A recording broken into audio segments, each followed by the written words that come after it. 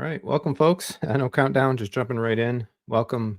A couple weeks in a row now, Techthusiasm live podcast, hanging out here on Wednesday night. Had some cool stuff to talk about today, so I figured why not get on and do it. Things worked out as well, family time wise, and stuff like that. My daughter is still reeling a bit, recovering from a concussion actually that she suffered when we were on our West Coast trip. We did our surfing. She got hit in the head by the board under the water, and it's kind of knocked her silly for a few weeks here, but back to the doctor. So she's on no screens, no activities, nothing. So no movie night or anything like that tonight with the family. But a lot's been going on, certainly in life and around the AV system. So had an awesome wedding this last weekend. Had some major family medical events that turned out to be okay otherwise. So it's been a minute. It's been something. But the theater, man, the theater is running crazy good right now. So that's basically what I kind of want to talk about tonight. I'll be doing some edited video about it as well, but I like this format. I like this forum to kind of talk through things more expositionally, take comments and questions and stuff along the way as well. And then kind of supplement that or use this to supplement basically a more refined, shorter kind of edited video on the similar topic. So anyway, long story short, I was able to put the Panamorph in this past weekend. I did it Saturday, basically kind of Saturday morning, afternoon. I will give a thanks to Sammy Prescott Jr., friend of mine, friend of the channel, that was on call during the installation sequence for a couple of points where I felt something. I wanted just some clarification or some validation, basically, that I was kind of doing the right thing.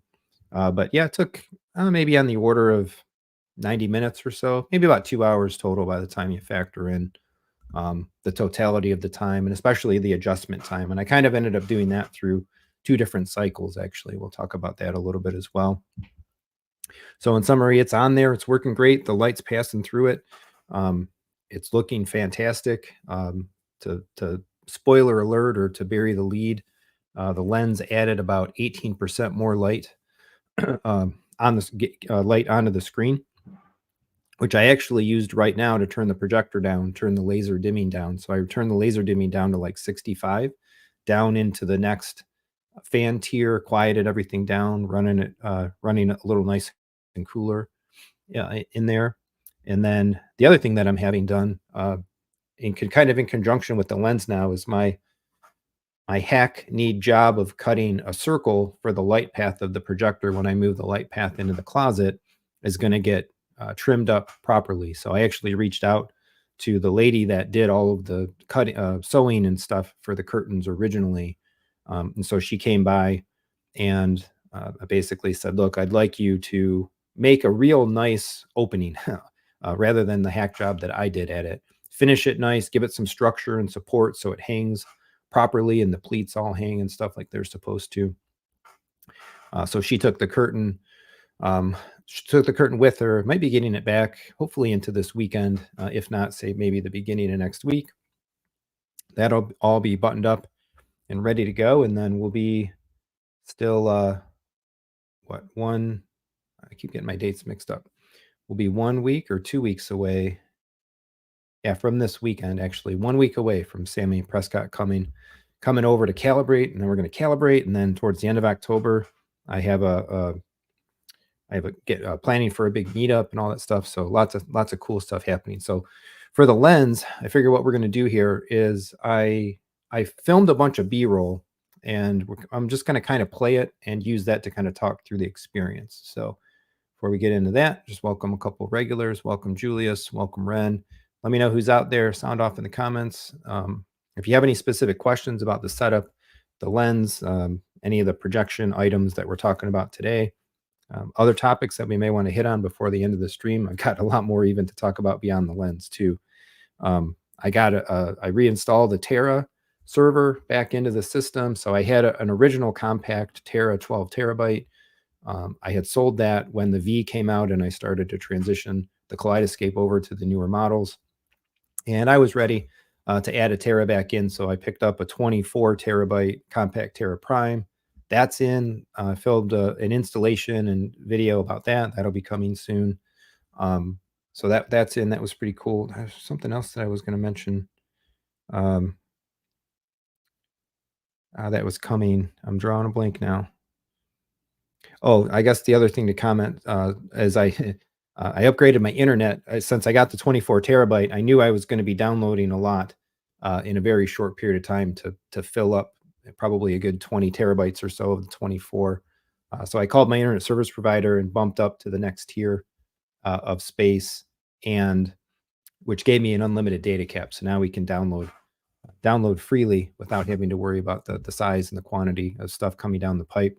And it all coincided awesomely with Deadpool and Wolverine hitting for digital viewing. So I picked that up right away on Kaleidescape, and I stayed up a little too late last night.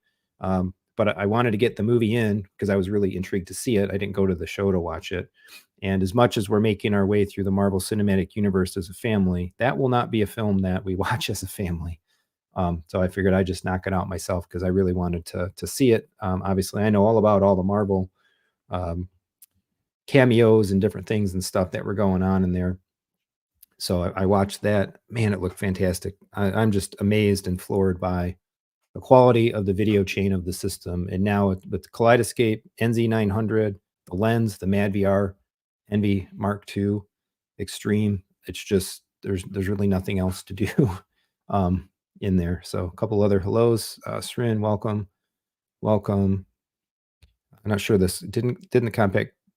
Oh yeah, get more storage. Correct. There's an 8 terabyte that stayed 8 terabytes. The 22 went to 24. Unfortunately, not for the same price. They did increase the price a bit. That was a little bit of a bummer. It would have been nice to see the price stay the same. There are new Kaleidescape promos as well out for Q4. So, but maybe we'll muse on that a little bit later. Ren, he saw on DV on the Strato V. Nice Wolverine. God, that movie looked and sounded fantastic. And so part and parcel, I think, of just a really good encode, and the new video chain completed in the room. Wow, I was stunned by the video quality. Maybe we'll come back and we'll muse again. We'll muse on the movie itself a little bit later. All right, so here's my B-roll. Just make sure this is kind of running nicely high res. So we'll jump through this a bit. I may kind of fast forward and skip some of it, but this is again kind of the whole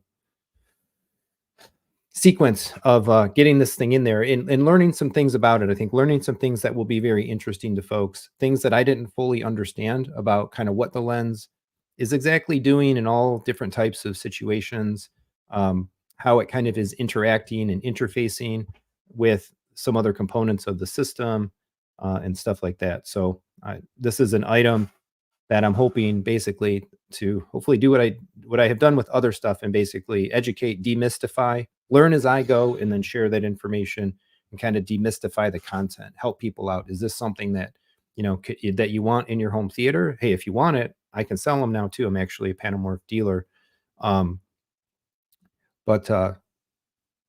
But maybe it doesn't suit your installation for one reason or another.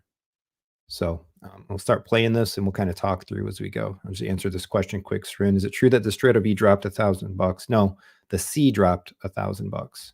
The V did not drop. In my gut tells me that probably the C.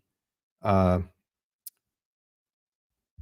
don't see as much of a reason to have the C exist if it were me, if I were Kaleidescape or whatnot. So maybe the price drop has something to do with that. I don't know. But I think everything nowadays should really just be the Vs. But the V stays at 4K. The Strato C is now 3,000. So nice savings if you don't care about some of the features that the V has. All right, so let's go through this. So I started my B-roll here. Oh, and let me comment as well. This is one of those things, these kind of installations where I set about trying to make the video as I was installing the thing.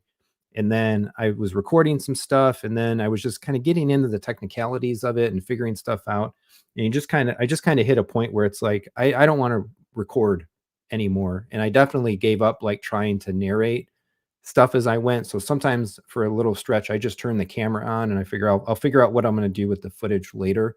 So I think when I make a more tight, concise, edited video talking about the lens installation, I'm just going to do a straight up voiceover and I'll just use all of this stuff with B-roll. So I started off kind of laying everything out, right? What do you get in the box? Well, you get the instructions. I kind of covered this in my unboxing as well. You get the big old bracket. So that's the XM2 kit that we're using. There were some questions in the comments about, well, why didn't you get the J1? It's a little bit cheaper and the lens is the same or whatnot. But my understanding is the J1 doesn't fit the NZ900 anyway because it's a bigger projector. So otherwise, I mean, heck yeah, buy the smaller unit. The J1 is also, I think, a little more very specific to JVC, whereas this one is like a universal mounting kit. Not that I'm expecting to change the projector brand or anything like that, but this is what fit the NZ900 best, regardless. So there's the bracket. I can comment that looking at this picture, the bottom of the screen is the back of the bracket under the projector, and where the two slots are, that's the front because it gives you the ability to move the lens in and out basically from the front of the projector lens. So there's the lens itself in the box. And then we had all these bits and pieces, right? So we've got the bracket here that the lens itself mounts to. And then we have a combination of some spacers, different sizes of spacers, and some different sizes of screws. So we don't use all of these in the installation. You kind of have to pick a best fit depending on your setup. So get it in a little closer here. So there's like some, I forget what the dimensions are, if it's like 2-inch spacers or 1.5 inches, and like a 1 inch and a 1/2 inch. So there's like 3 different sizes of the spacers, 3 different sizes of those black screws. The silver screws are used for the mount to the projector. I think it was the smaller black screws right here are used for mounting the lens to the bracket that we're seeing here. These two up here are little thumb attachments that attach the lens plus bracket to the main bracket that's kind of on the projector itself. So, okay. So then one of the things that I really wanted to answer for myself and understand about this lens is what the heck is it doing? What does anamorphic mean? Because you have like different kinds of lenses out there, like the DCR and even the Panamorph isn't the only solution available in the space. There's like horizontal expansion, there's vertical compression and different things like that. Different lenses do different optical things to the image that you are looking at, or the image that's passing through it to result in the image that you're looking at on your screen. So this is an area that was a little bit fuzzy for me. So I understood the concept. This lens, the DCR, is what you call a vertical compression lens. So it's taking the image that's passing through it and it's squishing it down. So the image coming through is stretched. If you look at it without the lens, everything looks taller and skinnier than it's supposed to. The lens compresses that thing down and it kind of spits it out wider to the side, which is what you use to fill your screen. So this was, I think, an easier concept for me to understand when we're talking about scope content on a scope screen. You have in scope content a 3840 by 2160 content field, right? But you have a whatever 1700 or no 3840 by like 1700-ish vertical image with black above and below it. So what we need to have happen here is something, the MAD-VR or a projector in its anamorphic mode, stretches the image vertically to use all the pixels and fill all of the space. And then when that image, that 3840 by 2160 or 4096 by 2160, if you're using the JVC, when that passes through the lens, it squishes it down, pushes it down and squishes it out to the left and right back into its proper aspect ratio. But I was kind of confused myself. Okay, what happens with other aspect ratios? What happens? How do you preserve 16 by 9? Does it actually make like a smaller image in both dimensions? So I kind of ran this test. I was curious. So this is the Apple TV menu. It's of course in its native 16:9 mode until we finally get scope Apple TV setting, hopefully in tvOS 18.1 or 2 coming up. But what I was doing here was going into the NV menus and turning it anamorphic. So this is what you do basically to have the NV, so that's off, that's anamorphic on, and the stretch factor is set to 1.25. That's what it's supposed to be set to for this lens. So let's think about what's happening here, right? Basically, the NV squished the information side to side, or squished it horizontally in, giving it a vertically stretched perspective so that when it goes back through the lens, it squishes back out. So we're losing pixel information, right? We're losing pixels on the left and the right that would have formerly been part of the image. However, the lens is not installed at this point. Right now, the projector is zoomed all the way up so that the scope field of the projector pixels is filling the screen. So the main difference is before we put the lens on, we're going to zoom. No, I'm sorry. We will still leave it zoomed to this level. However, the main difference, actually, sorry, I'm misspeaking. The main difference is that we'll end up using all of the vertical pixels. And so in my setup right now, it was set up with the NV without the lens.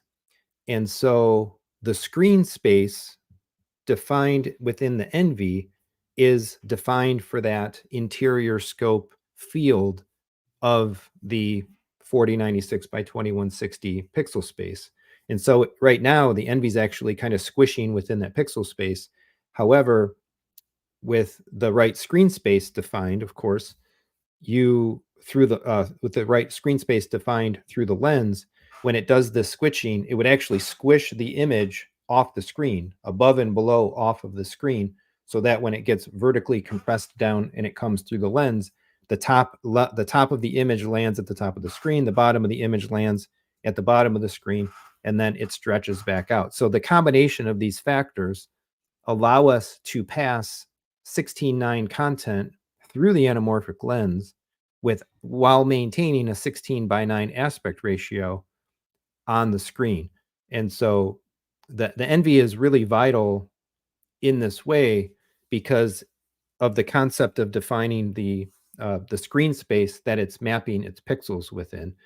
I think that if you were doing this with just the projector anamorphic modes, you would have to be changing settings. And so the whole value of this thing is that the NV doesn't require you to change any settings. You set it up once and it goes through everything. Am I boring you? It's like, I think this concept is really important. It's like nerdily important for how it works. So like, so basically what we're saying here is that for all intents and purposes, when we're passing 16:9 content that we want to show in a 16:9 aspect ratio, the NV is squishing it in horizontally, stretching it vertically. And then when it passes back through the lens, it pops back out. And again, when we turn this off, I think I turn it off one more time. Boom! It goes back. Right, it goes back to its proper aspect ratio. So here's scope. So here's scope content now. This was whatever it was, some Avengers movie. I just started it up, and right now it's set in anamorphic off, and then I turn anamorphic on, and boom, it squishes it, right? So squishes it, uses all the pixel space ultimately above and below, and then the anamorphic lens stretches it back out. So you can see actually here, if we look at the distance here between the edge of the screen and the edge of the picture image, I'm going to go back here to this. Now look at how much more distance there is from the edge of the screen to the edge of the content, because the content's not as wide, so it squishes into a smaller vertical space. So this was very helpful to me. Of course, I talked to Sammy as well, asked some questions and stuff like that as I went through this. But doing this little experiment was super helpful. So yeah, and all good. So Julius, would you say your projector is on par with a 4K flat panel? On par, no. I don't think even with all this stuff, like, yeah, like right? Like what Ron's saying, you need Christie, you need Christie like to be able to touch something like that. But this is leaps and bounds better than any projection image that I've certainly seen in somebody's home uh, I've ever seen in my theater, and I've ever seen anywhere else, except for the one Michigan home theater where I did get to see a Christie on like a crazy 200 and some inch screen and all that stuff. So yeah, it's just nuts. Like it's so razor sharp now. Watching Deadpool and Wolverine last night, just like, and you can really see the costumes, the weave and the texture of their costumes. It looks like a window. It looks like virtually 3D. It's just so freaking good now. Michael Loss, does the Envy have a setting for Panamorph lens models? All that matters. So all that matters, I think, for different lenses is they're all anamorphic ultimately, and you define your screen space that it knows to stretch and use within, and then different lenses may have different stretch factors. So you set that. I'm not aware of a need to like tell the Envy, oh, I have a DCR versus an alpha. One other difference here somehow. Well, one other difference in the setup, depending on your lens, is that you may different lenses you may differ between choosing 4096 resolution output or 3840 resolution output. The JVCs are 4096, and the DCR passes compresses properly for a 4096 17:9 image, which is something that I really preferred because, hey, why not get the extra pixels? The Envy's already scaling within a bunch of resolution space, so why not just give it more pixels to work essentially within? So, all right, so this part I think is just about over. Just kind of flipping back and forth here a little bit, and again, kind of understanding the metrics, the merits, and the details of the lens. And so whatever your aspect ratio is, if it's 16:9, it's 185, it's 2.0, it's 2.2, it's 235, it's 240, the image is just always going to be, it's always going to use all of the vertical pixels and however many horizontal pixels they need to stretch to squish things vertically to be horizontally or to be vertically compressed back again is what it does. Okay, so here's the bracket on the projector. Man, getting this, it's still probably easier getting the projector in and out of the closet installation than it is trying to finagle it on a ceiling mount. But man, this is a heavy projector, 60 some pounds. So happy I work out. Funny story, there was a comment not that long ago on my video where I was carrying the SVS SB16 subwoofers in, and they were adamant that the boxes were empty. I'm like, oh no, sir, there were subwoofers in those boxes. I haven't done the cheesy empty box joke. I can lift it. They commented that I didn't look that strong or something, but anyway, I digress. So here's the projector sitting upside down. We got the XM2 on there. Interestingly, there's two screws, this big old bracket, and there's only two screws that hold it in. So right here is a silver screw, and right here is the other one. So that's it to put the lens in. I guess it's fine. The weight is pushing down here, which would push up in the back anyway, so it's stable. The lens is only a couple pounds or whatever, and it's not going anywhere. So there's a whole bunch of different holes. There is a way, I think, to use some of the parts in the kit to do like another support or spacer if you felt the stability was necessary. I didn't feel that there was any need to do that. And there is information in the instructions if for some reason like you can't or you don't want to, you're not going to mount the lens on its assembly to the projector, but you're going to like mount it to a shelf or something around the projector. There's some details and information about that. All right, so that's got the curtain pulled away there. Getting ready here for the big lift. Get this big old honking projector back up in there. Basically did this all by myself. Gotta climb up the ladder holding 70 pounds awkwardly. lift it up. I can literally feel the whole back of my legs and my calves like straining from the stability of making that making that lift in there. But that's it. So it's set up there on the shelf, and I love having the shelf. The shelf is so sweet. I can do yaw adjustments. I can screw and unscrew the feet for there. I can push it forward and back. So hopefully I don't like fix the junk too much or something. I haven't rewatched this B-roll back, so hopefully I don't do anything awry in here. So here I am. Now this is basically plugging the cables in. I'm still in my workout clothes. I cranked out a big old workout on the tonal Saturday morning, so I was already all sweaty and whatnot. So Ethernet cable goes to the projector. Um, power cable back there, and then I have two HDMIs. And I did go ahead and plug them both in this time in case I want to do any kind of like A/B comparisons of the different HDR. Travis, welcome, friend. It looks a lot easier than ceiling mounting one by myself. Yeah, I actually like that's a really hard lift. It looked easier in the video, but I'd find it very hard, definitely trying to lift something up above you when you can't see and you're trying to put the guides of the ceiling mount and stuff together. And then to me, like I never did a really good job of trying to adjust tilt and yaw and all that stuff and have it be stable with the ceiling mount, let alone, it's a basement, it's an unstable house. We're under the living room. So every time my son jumps off the couch and slams the floor, the projector's shaking. So there's like micro misalignments that are probably adding up uh, because of the ceiling mount situation back there. And then that soffit that I had it on anyway is where our HVAC runs through. So when the heat's running and the pumps are running and the fluid's flowing, that's rumbling. And if you get close to the screen, you can actually see like a micro shake, which I think was actually destroying some of my perceived sharpness actually before.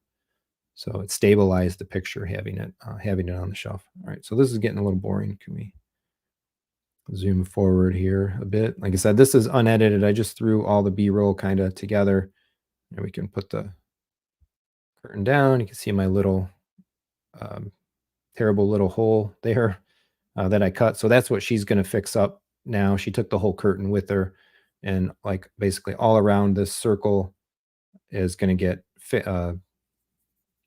finished, cut and finished properly. Actually going to have her cut a little bit more of an oval as well to let some, oops, sorry if that was loud. Sorry to cut a little bit more of an oval to let a little bit more air kind of blow out through the opening. So we can get some exhaust venting effect from behind there.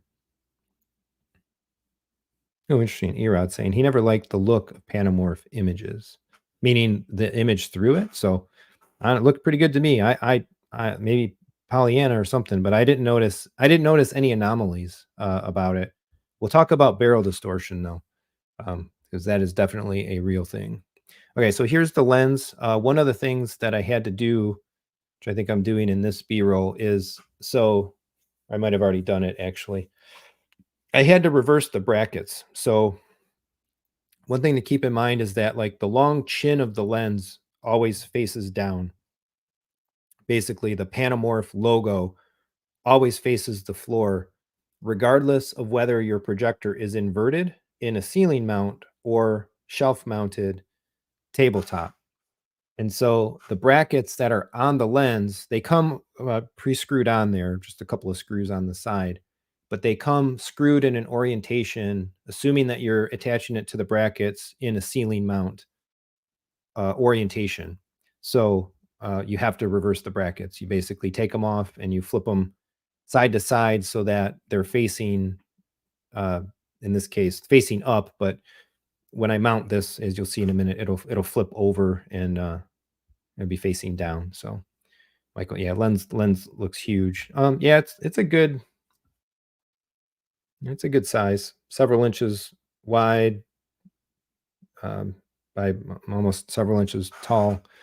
Big old piece of acrylic glass, whatever kind of polycarbonate material, I don't know, is in there. There's some metal, there's some plastic. So, but I think in this B-roll, I already reversed the the brackets. Now, this is the point where I was kind of starting to get confused, and I was reading the instructions. So called up Sammy, and I'm like, "Hey, can you help me out? Uh, and kind of clarify what was written in the text here. Make sure that I get it right." Okay, so this is yeah. So I already reversed them. This is getting the bracket basically on the lens. So I actually did this wrong.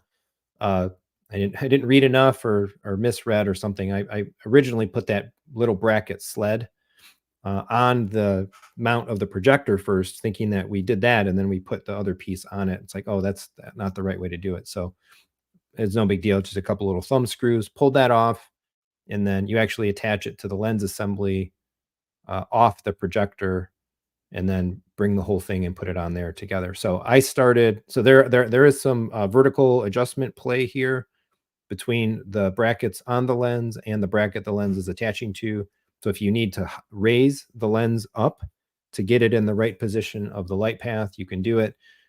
Sammy actually recommended start with the lowest one, and that will hopefully just be the right one. And then you can adjust upward from there if you need to. And I think according to my results, it didn't require any more adjustment. So the bracket sled piece is on the outside, the lens bracket piece is on the inside, and you just basically screw these pieces together. We can probably speed this up a little bit.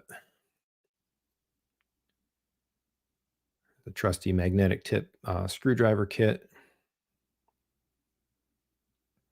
Got one side, come over on the other side. And a lot of these screws, as you're doing this, you kind of have them a little loose, like you're not fully tightening everything down right off the bat because things need to be adjusted. You need a little room to kind of play with it to get it all aligned.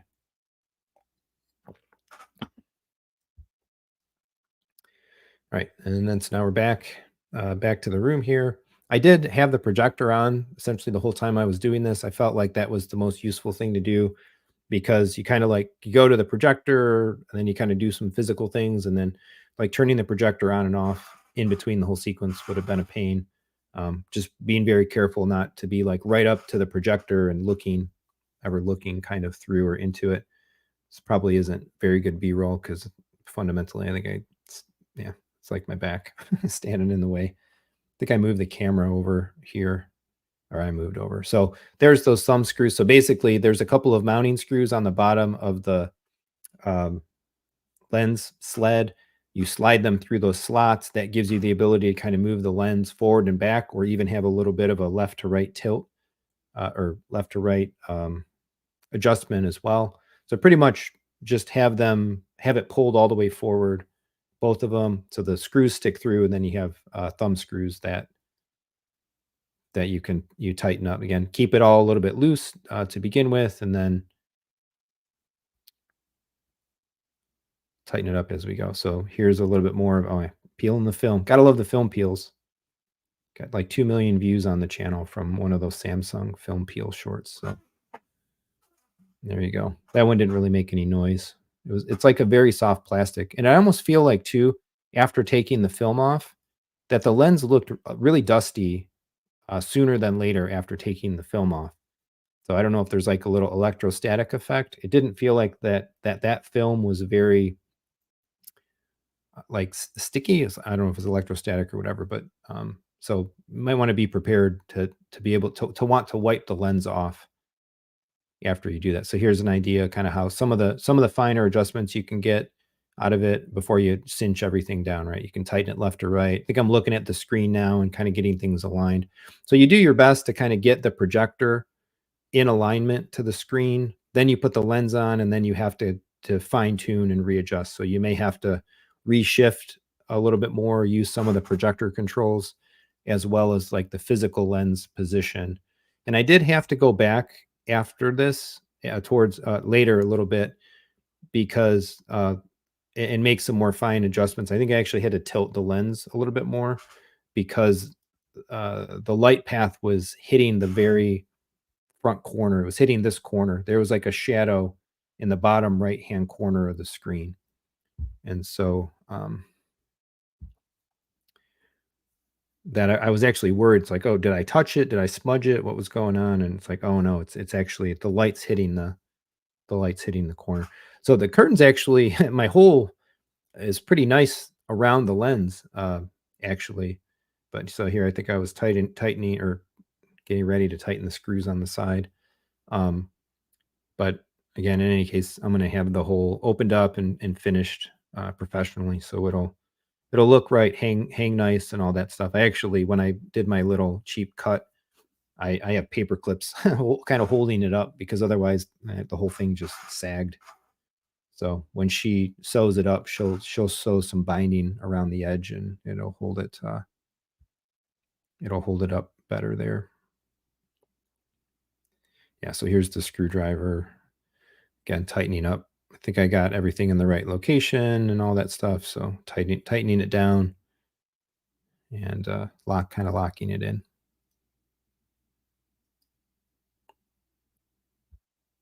All right, and then now we'll do a little bit of the configuration stuff. Erod saying, yeah, you have so much brightness already, you really don't need it now. Yeah. Yeah, technically I don't. I mean, even at worst case scenario, if this lets me shave off 20%, 20 levels of laser dimming and get it down a projector fan curve level or two, but I need to have, well, when Sammy comes, we'll know.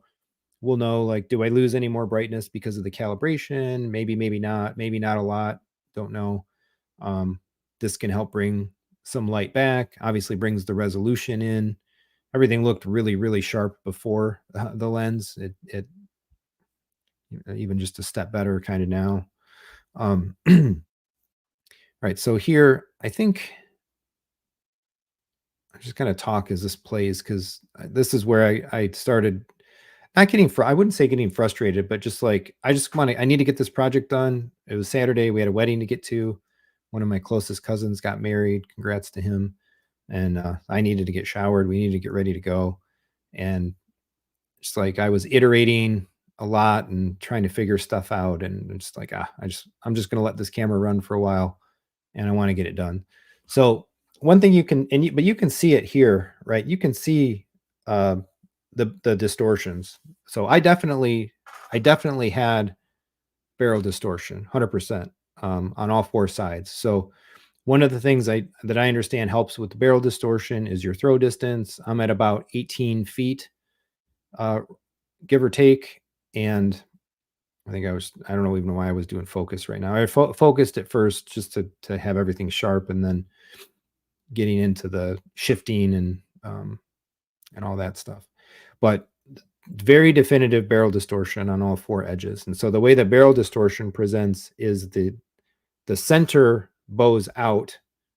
So your four corners are in, and you have arcs, an arc on the top, you have an arc on the bottom, you have an arc on the one side, and you have an arc on the other side. I'll go ahead and say, and actually I was talking with Michael about this. I don't remember when we were chatting the other day.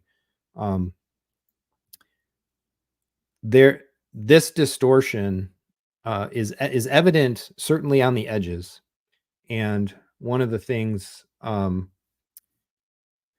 that you do initially is you adjust your projector zoom and shifting to get the distortion kind of off the screen. So yeah, actually, that was, yeah, the aspect ratio was off there. Actually, did anybody notice that? Let me go back just a hair. So I didn't have let's pause this. So notice everything's squished, right? So because we're kind of transitioning in between the settings and in between the modes. And I think right now the envy was not set up for anamorphic at this moment, and that's what I was doing here. Yeah, anamorphic lens is no. Turn this to yes, and the stretch factor is 125, and now everything's in a better aspect ratio. Notice it's cutting off on the bottom. That's because the screen space, you can see the stretching factors and how things are working here. The screen space definition of the envy was still set to its older points, right? So one of the things that needed to be done was essentially resetting up the envy. And the way to do that is or the way to do everything, again, you start with the projector in its grid. You get everything aligned and straightened up. You zoom and shift until you have the distortion off the screen. So basically, you try to still align the four corners of the uh, lines of the projector, right, to the four corners of the screen. So here's my screen boundaries, right? So you can see how on the bottom, like the screen boundaries are set higher. And so I need to open up the screen boundaries essentially, because when you're doing the zoom up for scope on a scope screen like this with the MadVR, you got to define the screen boundaries to cut off the pixels that represent the black bar space. Now we're bringing those pixels back in, right? And the lens is responsible for putting the image into the screen space. You can kind of see if you look in that bottom right hand corner there, it'll come back. I think in some of the, you can see a little of that shadowing effect that was there. This was before I made the adjustment tweak kind of to the lens. So, and then here's the geometry correction. So you can see that bottom, the shadow on the screen in the bottom right, that's the light hitting the corner of the lens. So, I mean, this stuff is pretty cool. You can see the grid here. You can see all the points that you can grab. So, right, not only can you see the distortion on the edges of the screen, but you can see it on vertical lines as you go from the center out towards the edges of the screen. So I think what I told Michael, and I'll make the statement here, that I would not want to be using a lens like this in my setup without being able to correct the geometry. Like full stop. So, and in order to do geometry correction with an Envy, you actually have to have the extreme model. So the core in the regular Mark II doesn't do the geometry correction feature. You have to do it inside, or it's only supported by the extreme model. So I'm very happy to have the extreme for this. Because again, I think the distortions would be noticeable depending on what imagery is on the screen. Sometimes you wouldn't notice it. I think sometimes you definitively would. If you had vertical buildings or some kind of specific shapes on the outside of the screen, I could even see it like with the 16:9 stuff. You can see the edges. It's very subtle actually looking at it here, but in person in the room, there was definitely a bowing effect on the edges of this 16:9 content space, screen space right here. So I don't know. There's a lot of time left in here. Let's see if we can just, I don't know if we get back to making adjustments, or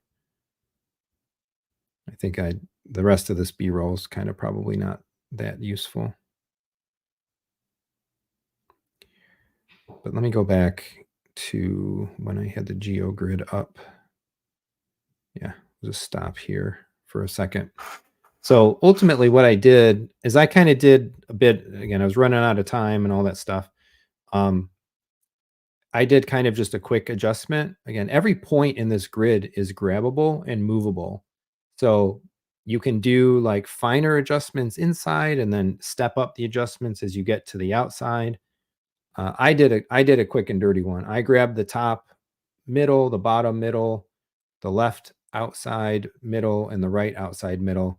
And I just brought those points basically back into the screen space, essentially. And they have like, it doesn't like make it so it bows like this, but you grab the middle point and it doesn't go like this. It kind of, it goes pretty straight. So like for a quick and dirty adjustment, I think it looked pretty good. And I watched a whole movie, and geometry distortion wasn't something I noticed at all in 2 hours and whatever, 8 minutes, 15 minutes of Deadpool and Wolverine last night. But when Sammy comes, we'll definitely take the time to go back through the process of realignment, squaring everything up, defining the screen space very cleanly, and then readjusting the geometry control. And given he's like the super mad VR field tech and all that stuff, I'll defer to his kind of expertise for some of the fine adjustments. Then we'll go on and do the calibration and all that stuff. So I look forward to learning and seeing perhaps what he does differently than just, again, grabbing kind of these points. I did play around with trying to grab some other points and stuff, but again, I only had so much time on Saturday, and that was it. But again, I would not be one to use the lens without this feature. So in that case, I mean, you can see it right here, this, right?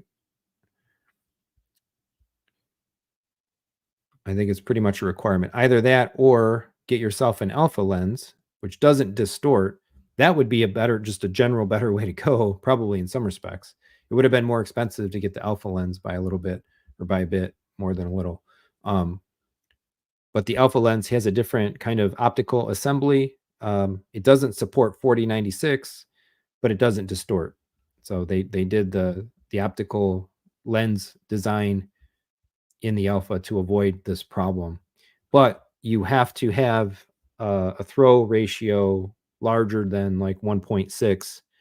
And again, the way I understand it, even with the DCR, if you have a longer throw, it's subject to less barrel distortion. So whatever they were able to do in the alpha is design by specifying a minimum throw distance is probably also helping the way that they designed it and the way they spec the glass to be able to achieve a distortionless lens result out of it. But I don't have the throw distance for that. There's no more, I can't move the projector back any farther than it is. So, and I would have to move it back quite a bit more to go from like 1.44 to 1 throw ratio to accomplish like 1.6 or 1.66, whatever it was, to 1, to have allowed the alpha to be the one to work. Now, if my room was different, if someday maybe we'll see where things go and channel earnings and revenue and stuff like that. Someday, if this room is ever completely gutted and to the studs and rebuilt, I would intend to flip it around. And in doing so, I'll put the projector on the other side of the wall the screen is on right now, on some kind of a very well supported shelf and all that kind of stuff, and I'll shoot through the wall.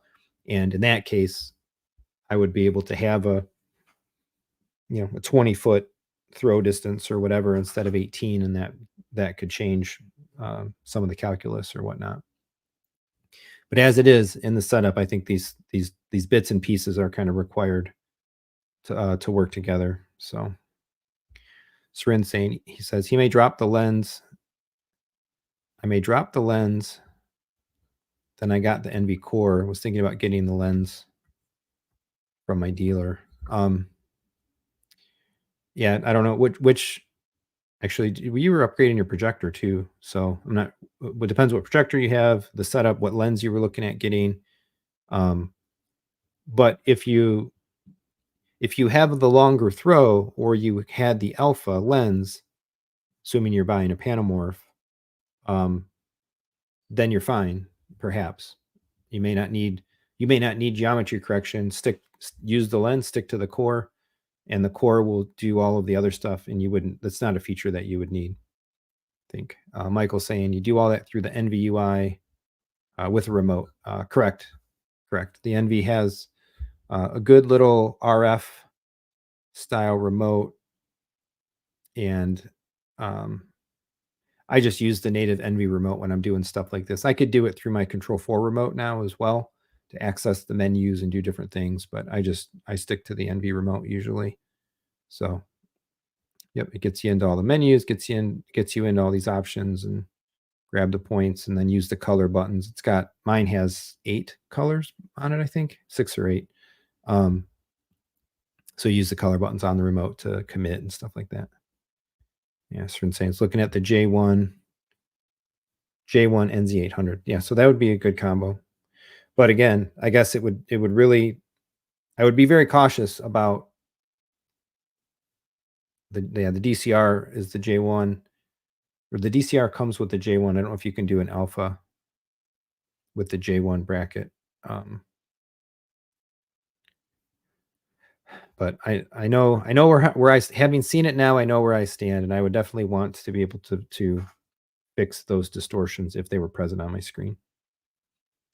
Julia is saying, is there a special cleaning solution for the lens? There is a recommendation in the manual to use some kind of cleaner.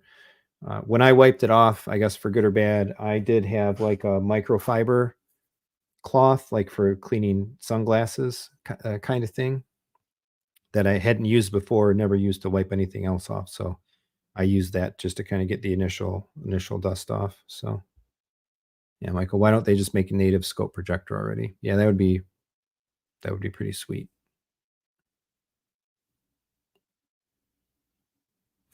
And then I guess the problem is,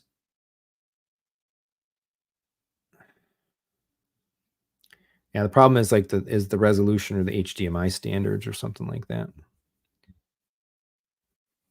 Yeah, get some canned air. Yep, yeah, yep. I definitely need to do that as well. I have like an air blower, one of the little pieces of toolkit that I had sent to me or whatever, made a little video about it. So every once in a while, definitely go blow the lens off in there. I have a little air purifier that I also kind of run in there every once in a while.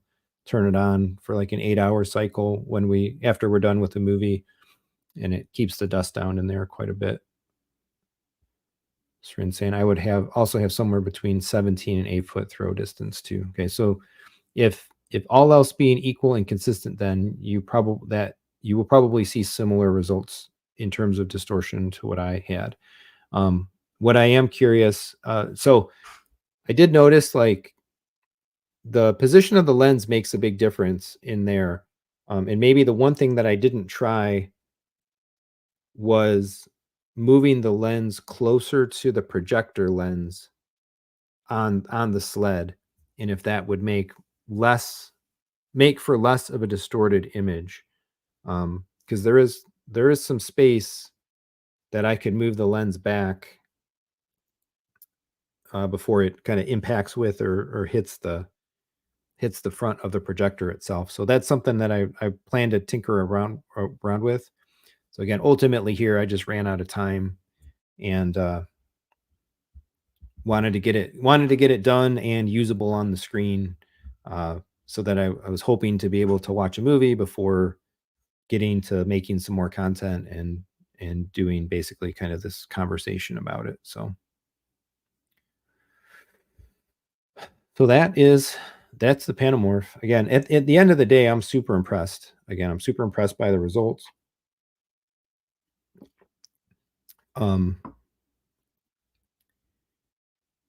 Super impressed by the results. This is like kind of the ultimate video chain. The only next place to go from here is like GTZ 380 or Barco kind of stuff. Oh yeah, this is a good point actually. Yeah, Mitchell. Type of air blower should be one used for photography.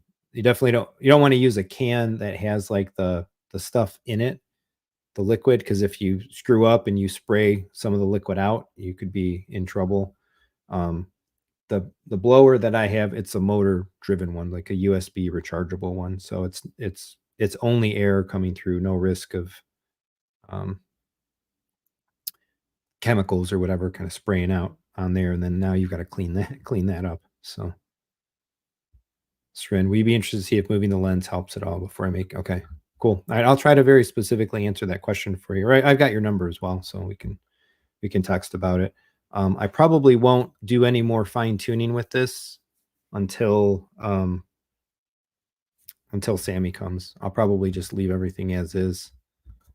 I'm not sure what we got going on this weekend, but we're not doing family movies anyway right now because my daughter's condition. So I got down there to watch Deadpool and Wolverine again because I wanted to make sure to see something more than just some menus and some basic simple demos, to be able to talk about it. And again, the Deadpool and Wolverine won't be a cinematic universe movie for the family for quite a long time. So keep the questions coming, folks. If you got stuff you want to ask about this, fire them up. Now's the time. Julia, since you've upgraded your projector, you thinking about upgrading your screen? I don't feel that I need any kind of a screen upgrade. Like, I don't need a screen upgrade. I think the Seymour is really fantastic.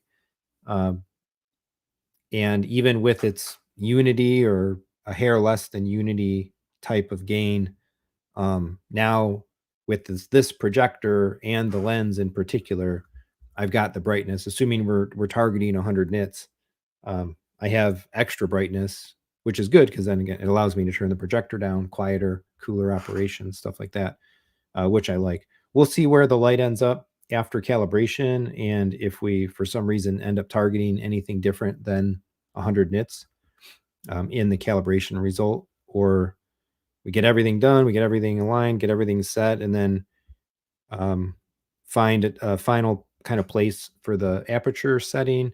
Then we just dial the laser down and as low as we can until we hit 100.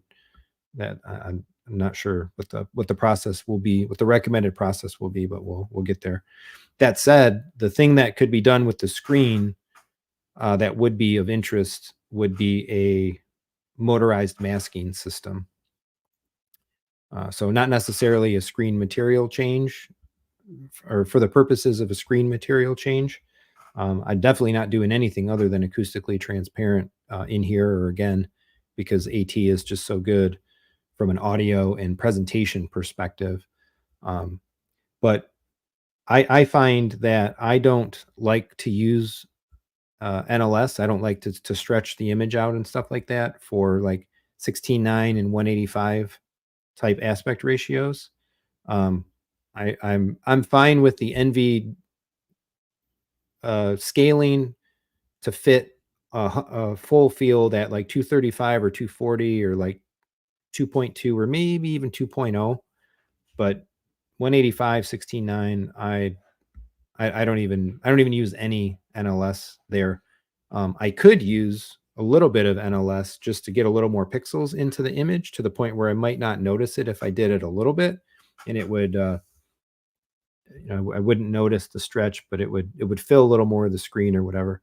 But I think that would be the value of doing anything with the screen, would be a motorized masking system to mask for those smaller aspect ratios.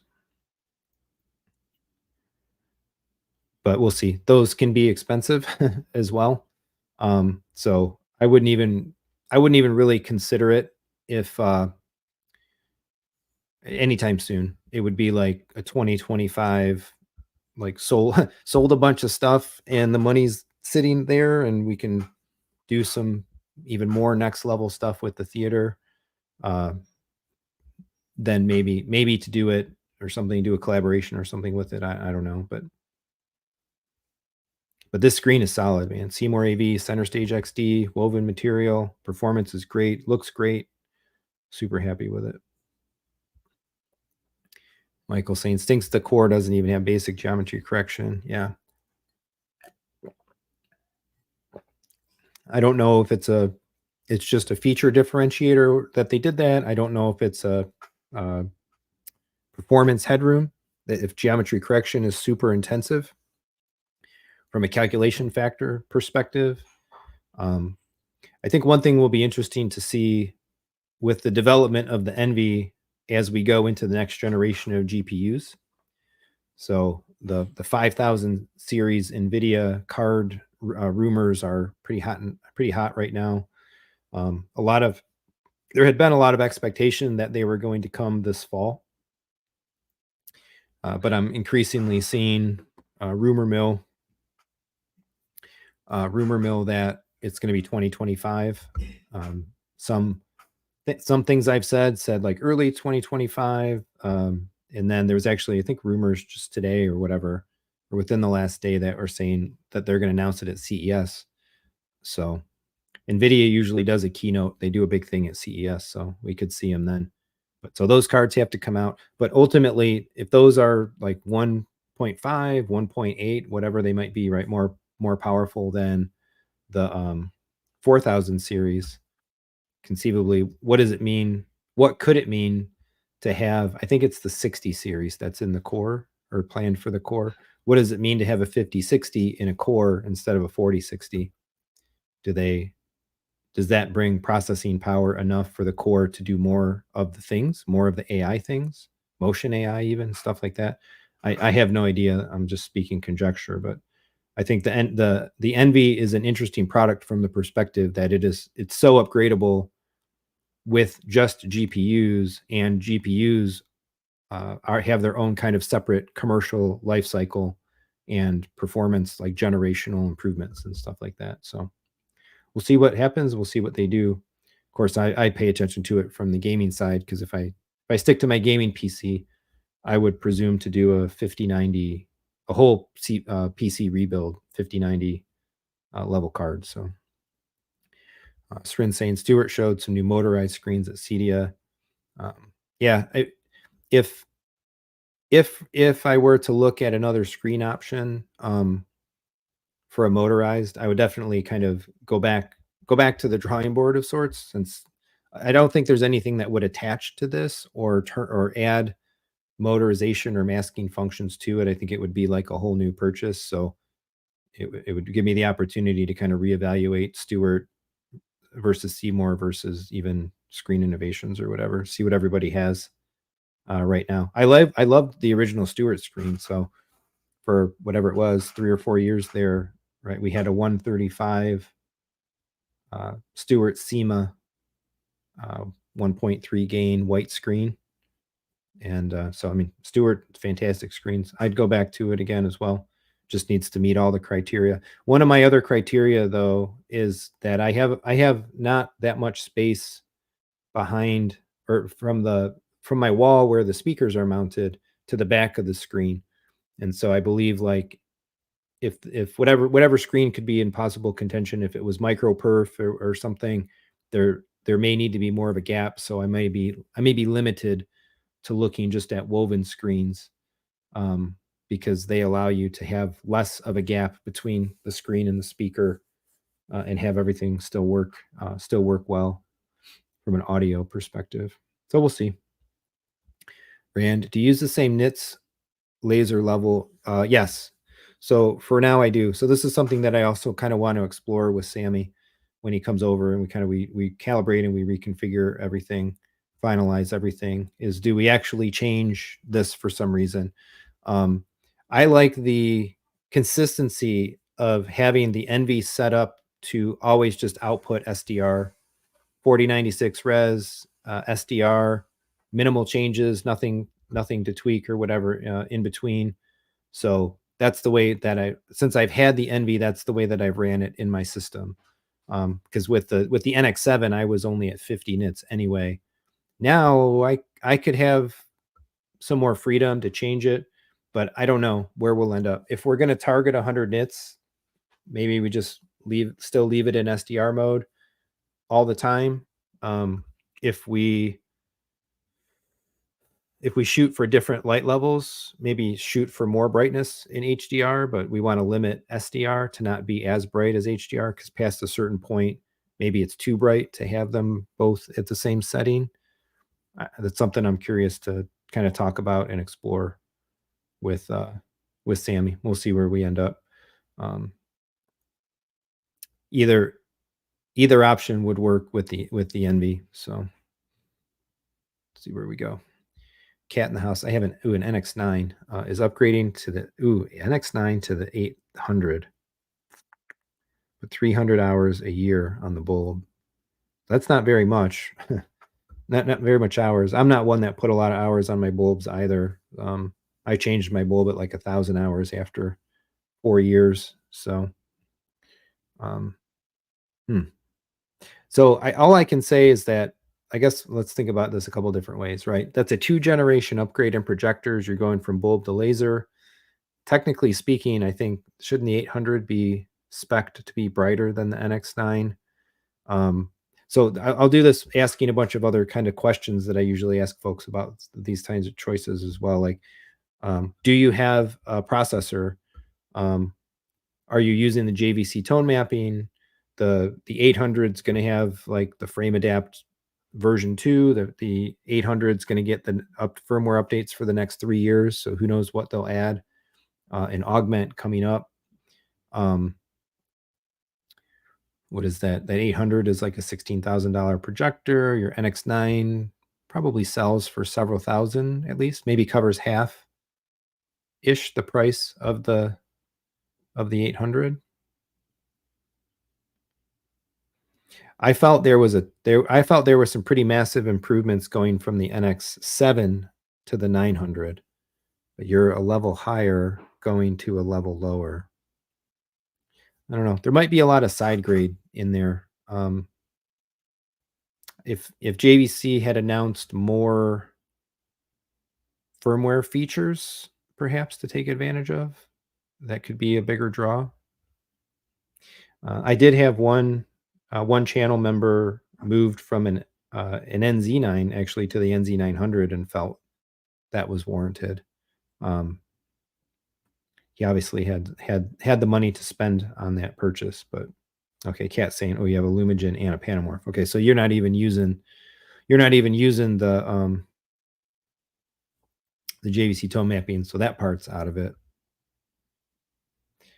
Yeah. So then the other part of the equation is how do you define worth it? I guess how much money do you have the money? Do you have nothing else to spend the money on? Is this a really important hobby to you? Do you really want to have the latest and greatest current model while it's current and it's going to be current for a few years? I would, in that case, I would be inclined to do it, right? As long as financially it doesn't hurt. I say that as well. I'm certainly happy to hook you up to be the one to get you an NZ800 if you're looking for one. So we can talk about that offline as well if you'd like. But I'm definitely an upgrader. I like having latest models when something that is really the crux point of my electronics and things that I use often, or the cornerstone of my system. Upgrading 2 generations is quite a higher value to me. I put more value and worth on that as well. So, and the other part and part of my bias, I guess, to say that is I like the audio perspective of things, but I'm more of a video person. I think I value video over audio. Maybe is the way to say that. Just personally, like I'm not a huge music listener. I'm a movie watcher. Video game fidelity matters to me a lot. I've always been inclined to like have the bigger screens, the bigger phone, the bigger iPad, the better screen technology, stuff like that. So I put a lot of value on the video chain. So I consider my projector to be like kind of like uh, job one, numero uno, number one in my theater system.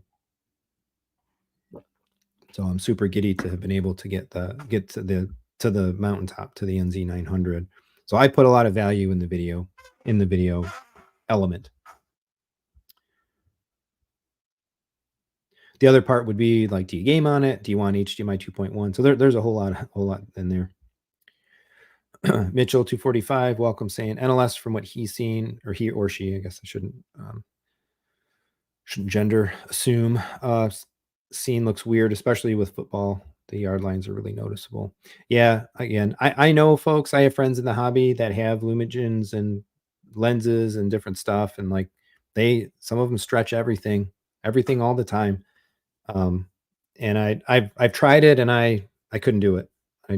I see that. That's one of the things that I perceive, and I'm not a big fan of it. So I'd rather just watch the stuff in the original aspect ratio with as many pixels as I possibly can. I will say that I'm kind of coming around now to motion AI. That is probably a little bit of a tangent too, but I'm starting to really like motion AI. And I know folks that have the envies that don't use it, they turn it off. And my wife doesn't like it. She what we were watching one of the Marvel movies, and so I've been, since we got the NZ900, I've been running with motion AI turned on, because I'm running like the 24 FPS menus, 24 hertz menus to clean that up and reduce the sync times and stuff like that, which is really cool. But I forget what the specific setting was for the. I think I had it on like normal, or maybe or one above normal, but a little more advanced, active of a setting. And we watched a movie. We watched another movie, and then I think we were starting like the third Marvel movie that we had watched since putting the lens in, and we were starting the movie off, and actors were talking. So it was just a scene, people's faces, walking around, talking a little bit, and she's like, "I don't know what you did, but something's weird. It's got that weird effect." And as soon as she said that, I know exactly that's what she's referring to: motion smoothing and stuff like that. So she has a very sensitive eye to motion and interpolation and stuff like that. And she didn't.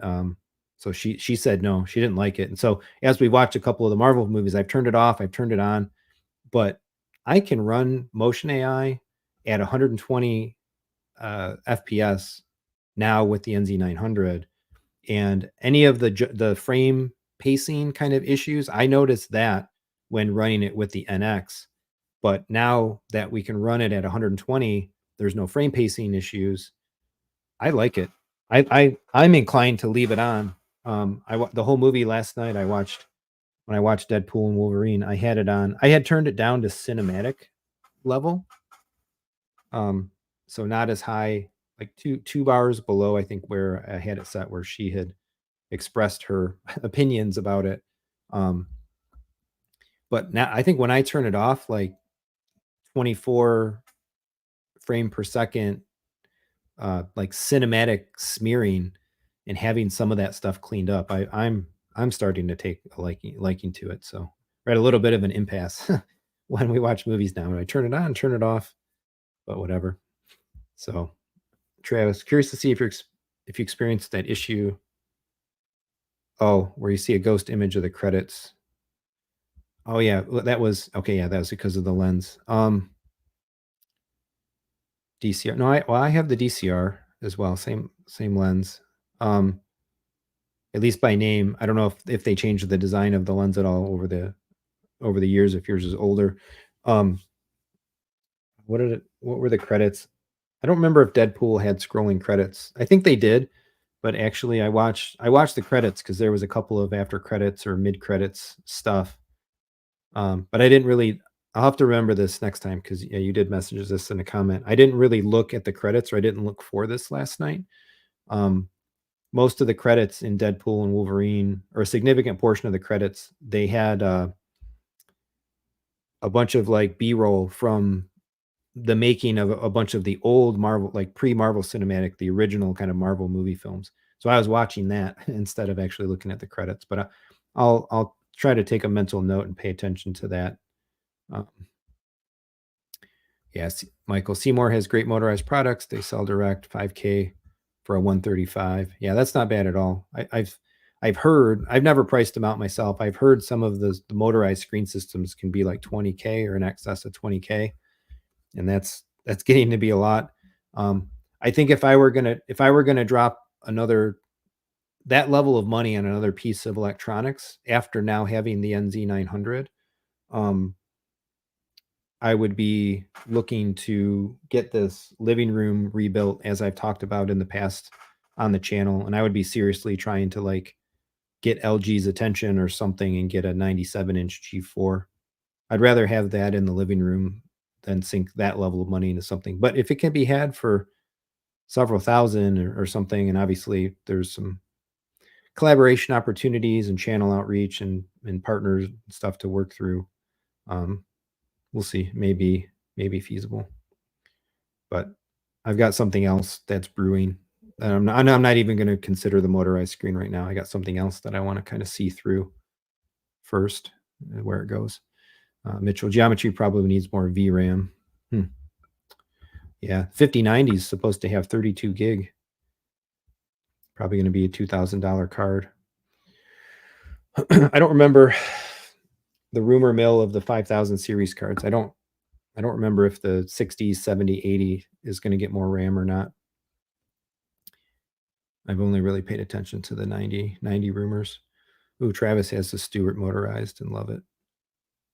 A lot of people love their Stewarts. Tolepo 08. I love my Stewart 130.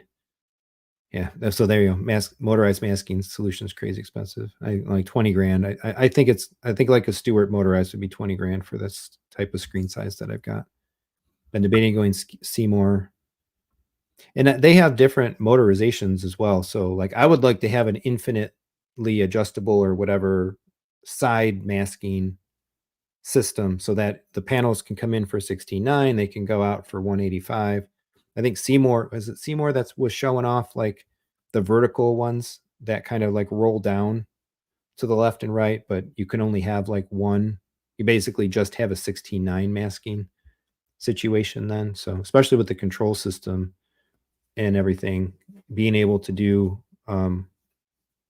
command your stops and have like 16.9, 185, 2.0, that would be perfect. Like 3 stops and then just let the NV fill the screen with anything that's wider than 2.0. Cat saying he has a Stewart. A lot of people have a Stewart. He or she has a Stewart 16.9, 72 inches tall. 72 inches tall. That's a big one. Tillybo, save your money unless you're trying to press friends. Getting. Well, that must have been. I must have missed a comment. Oh yeah. Oh no, sorry. Save your money on the masking screen. Other stuff to buy. Tulipo. Well, a lot of folks in here. Cool. I guess folks interested that have the Lumigens, have some of this stuff, of course, are the ones that are interested to hear about the lens. I have a Lumigen as well. Definitely money well spent. Yeah.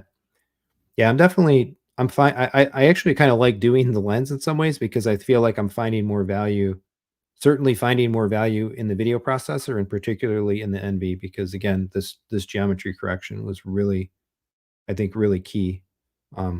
See what happens if we're able to. It would be better to try to eliminate some of the barrel distortion or all of it if we can, naturally, and not have to use corrections. But if you need the corrections, there's no substitute. Otherwise, if you can't get them out naturally, there's no substitute. There's no other option other than having the corrections in the processor. So um, it's nice to find more value proposition out of having it. So Flippo saying they can't stand motion interpolation. Haven't seen the Envy Motion AI. Yeah, it's going to be really fun. I think this kind of event that I'm setting up for later in October, it'll be the first time that I've had like a bunch of, or as many of the like local Michigan folks over to check things out. I've been kind of waiting until I had all of these pieces because I felt them all coming and the opportunity to do all of them. And so I think a lot of the local or extended area Michigan home theater community, I feel like a lot of the group is more audio focused than video focused. In their speakers, certainly in their bass and their subwoofers and stuff like that. But a lot of folks run older, like lesser model projectors. Nobody's like super interested in Kaleidescapes. Certainly nobody has there's like no Lumigens and lens systems and stuff like that. So I'm really curious to put this image up on the screen and see what people have to say about it. And then tinker around with some stuff like turning motion AI on and off and seeing what people think about it. Cat saying thanks for the input on the NZ upgrade. Yeah, on the fence, whether to wait and not getting any younger. Yeah, no, God, I feel that. Yeah, the only thing about wait. So I was just telling Michael this actually. We were talking the other day. This is like the time to buy the projector because if you're not going to buy it now, right? This is these NZ hundreds models 5, 7, 8, 900 are probably going to be current for another 3 years. So I like having devices, right? Enjoy the hobby, enjoy the electronics, and enjoy the stuff when it's current and when it's new.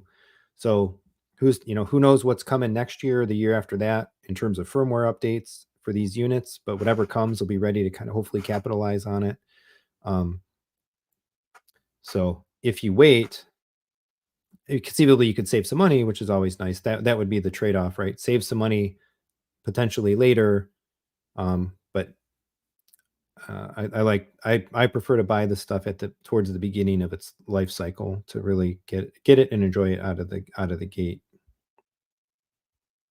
Yeah, same as well. By the way, table mount better than ceiling. Yep, unless you have it freshly mounted.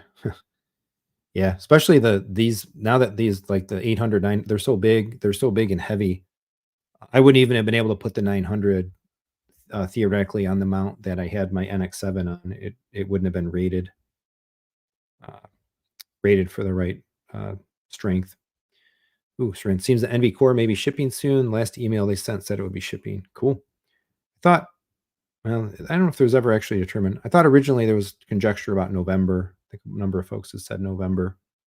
So, but I'm sure they're selling them like crazy. And I'm still glad too to see that Lumagen didn't take the announcement of the core lying down. They kind of hit back with the whatever the 4140 one in, one out model to kind of get something super price competitive and whatnot. And then they have the whatever I forget the name of it now, the Artisan plan for next year. So see what the Artisan is all about. All right, yeah. So what else can we talk about? Any other questions about the lenses? Fire them off. Again, happy to answer more. I'll do a shorter edited video kind of on the same topic for those if the live stream is too long.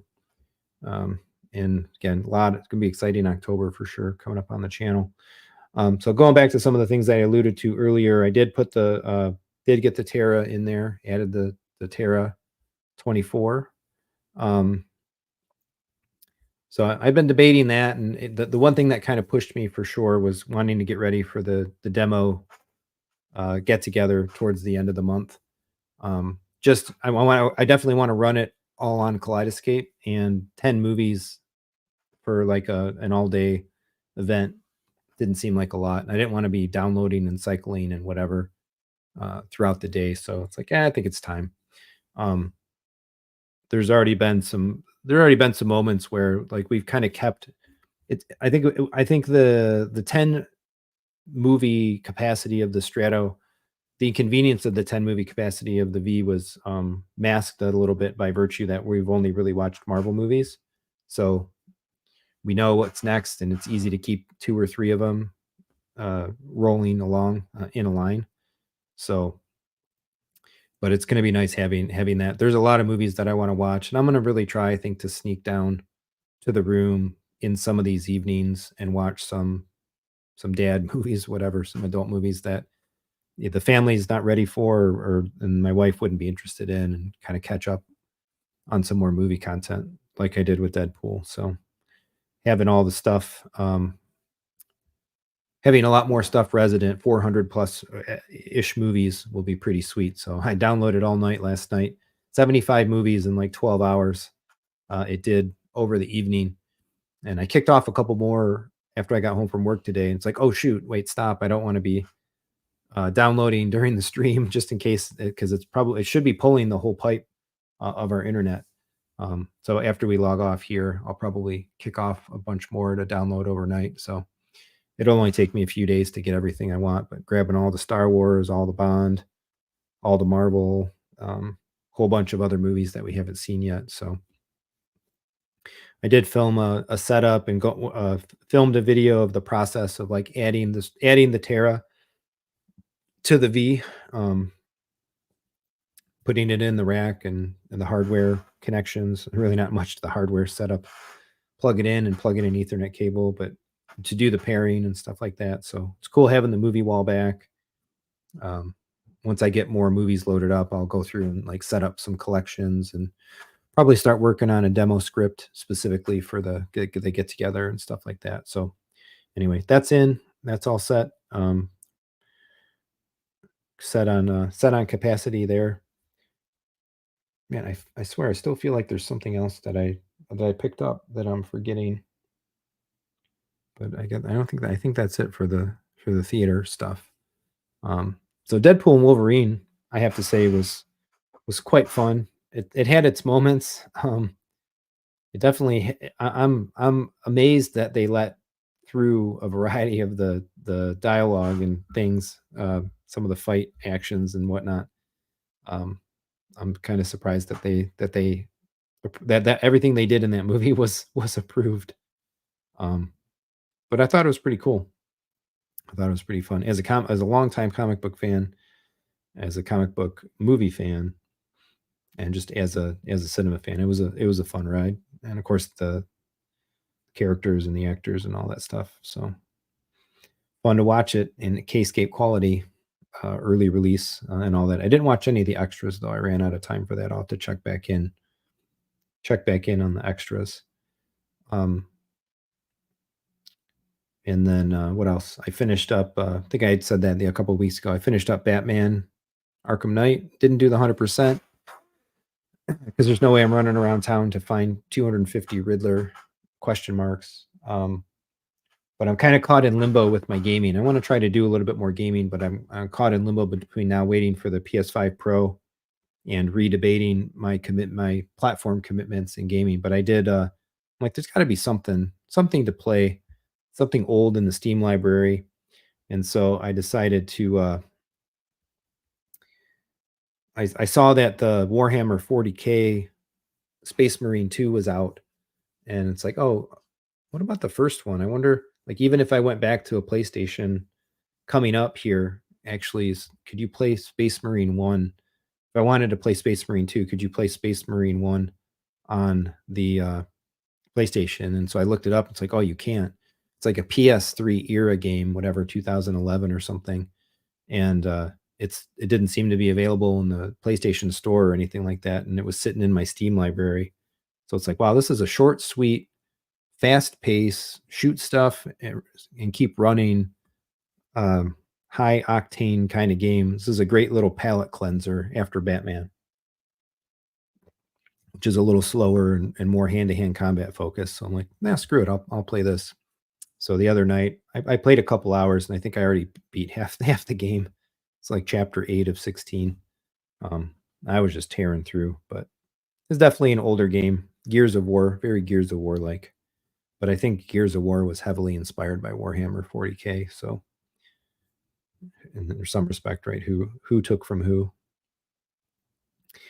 All right. Any last questions? I think we'll probably wrap it up here shortly. Go through the last of these comments. Anybody's got something that you want to ask? Drop it in there. This is a good one. Maya Sinax, welcome. In regards to the IMAX switching movies, how do you deal with that with the Panamorph? So you can kind of do one of two things. Basically, it's really more the Envy that would manage that than the Panamorph.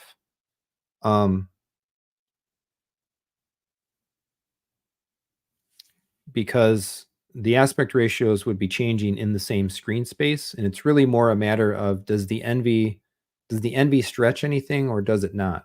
So if a movie that I was watching was switching between scope and like a 185 kind of aspect ratio, and my NLS settings on the Envy are set to not stretch 185, then 185 would show up natively with black space to the left and right, and then when it switched to the other aspect ratio, it would fill the screen, and you would get that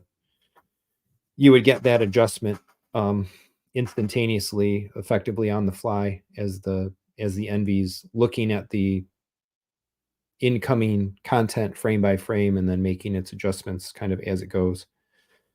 If you used NLS on the less wide mode, or the less wide frames essentially, then you could stretch it so that like that switching aspect ratio movie fills your screen all the time, with NLS, and you wouldn't really even notice that it was changing per se if you didn't notice that the images were stretched. So the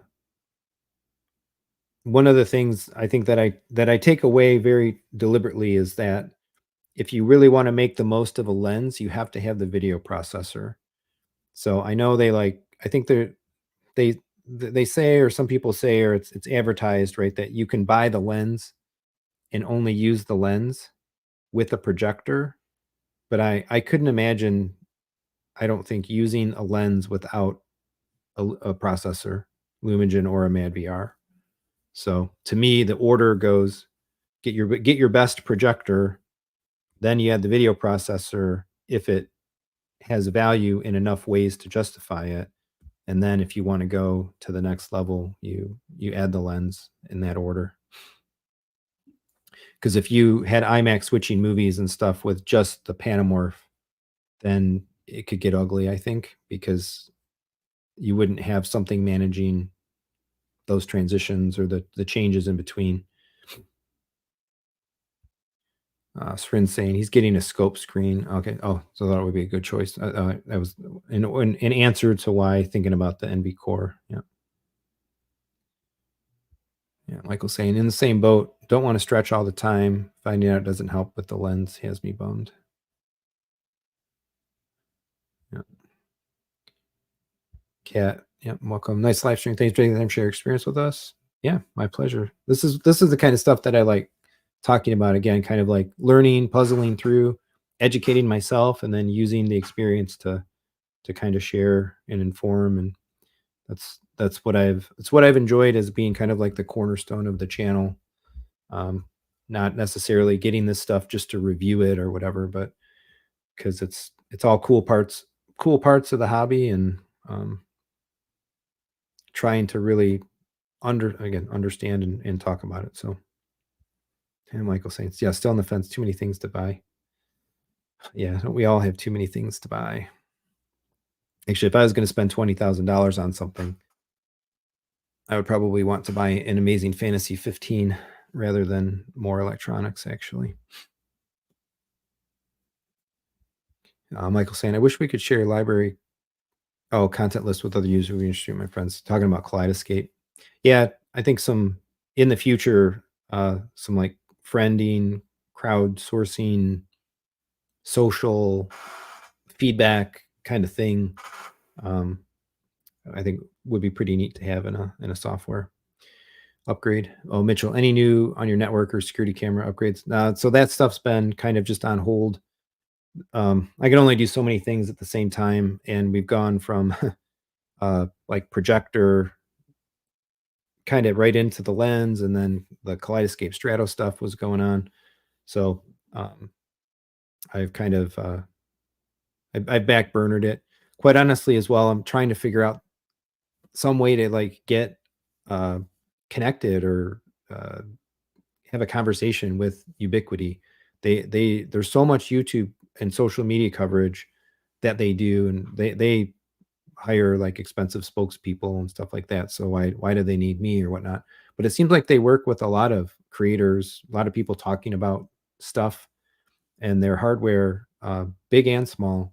So I've been trying to like get on their radar. This is why I needed to go to Cedia.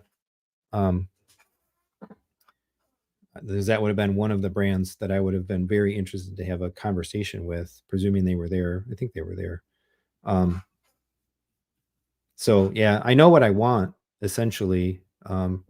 They actually have Ubiquity has a like creator program that you can apply to, kind of like an affiliate thing. So I put my application in there, and it's been a couple of weeks at least or so, and I haven't gotten anything back. So I'm kind of just been waiting to make a connection. I suppose if I can't, then I'm just going to go to their website and I'll just order ultimately what I want to order. Technically, I have the money to do it in kind of like the retained earnings of the channel. I could definitely, and I would still do it. My thought is still to do it in waves. That I'm going to do the cable modem, Dream Machine, 48 port Pro Max PoE switch, and then the panels and the brush pass throughs and the patch cables, everything that I need to set that stuff. And then the Wi-Fi 7 access point. I'll do all of that in wave one is my plan. Get everything transitioned over to that, take out my existing network gear, get everything running, get all the devices that I can running on 2.5 or 10G. My NAS is ready for a 10G connection, so that'll be 10G to the switch. My laptop right here now with this Ivanki dock that I need to finish a video about.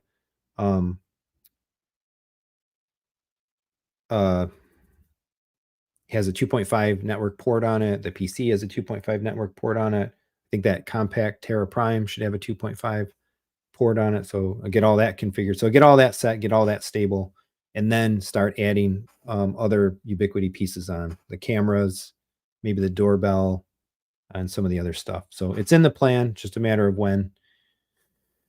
And I'd like to try to find a way to do it in collaboration or connection a bit. One of the distribution companies that I worked with now or connected with as a dealer actually offers Ubiquiti, but it's unfortunately it's not really any discount. I think they sell it for the local integrators to use that as a networking device provider of choice when they're doing truck rolls and local jobs and stuff like that. So that was kind of a bummer, but I can't have expensive hobby home theater, cheaper than a new car for sure. Even as pre-ordered a PS5 Pro last week. Nice. Yep. I have mine. I still have my pre-order sitting with Sony. As soon as Best Buy puts pre-orders up though, I'm going to order there. I don't think there'll be any rush. They're going to be readily available in stock everywhere. But I'm going to move my pre-order to Best Buy and cancel the Sony mail order. I'll still have the Best Buy delivery, but I have the Total Tech thing at Best Buy. And by the time it comes out anyway, Best Buy will probably have holiday returns. I just want to be covered in case I'm not that impressed with it. I'll just take it back to the store. It's not going to be something that I want to screw around with returning via mail to Sony or trying to sell on Facebook Market, because they're probably going to be like $500 on Facebook Market or whatever and take a loss on. So I want to be covered for a return. I'm very hopeful. I'm more hopeful about the PS5 Pro than I have been about any console or console gaming offering in quite a while. And I think that's all based on PSSR, is that the acronym right? The AI resolution upscaling stuff. I think that could be the gap bridger between needing to have all of this horsepower on PC for really great fidelity versus having less horsepower on console. So running a little less resolution, running a little less graphical settings and stuff like that, but having AI processing kind of fill in the gaps and still arrive back at a equivalent place to rendering everything natively with just brute force and horsepower. So no other console generation has had a tool in its kit like this. Yeah, they had whatever their checkerboard rendering algorithm and stuff, but I think this is a whole different kind of level of potential. So we'll see if it lives up to it. I'm really curious to do a bunch of ABs myself because I don't trust any PC versus console AB that I read or see on YouTube anywhere else. You have to see that stuff in the room with your own eyes on the display, because I think so much of it gets downplayed online. Like, oh, you got to pause it and you got to like pixel peep and zoom in. No, hardly. Rick, welcome, Rick. Front wall measures 18 wide, 11.5 high. Not sure what screen ratio to get. This is a fun question. I talk about this a lot with folks when I chat with them in consulting sessions or just in general. Want to 35:1, but it is cheaper to go 16:9. Would need a lens or video processor. Yep. And it would be a bigger image. Well, bigger depends. So 18 wide. That's about what my room is, right? So 18 wide, 18 times 12.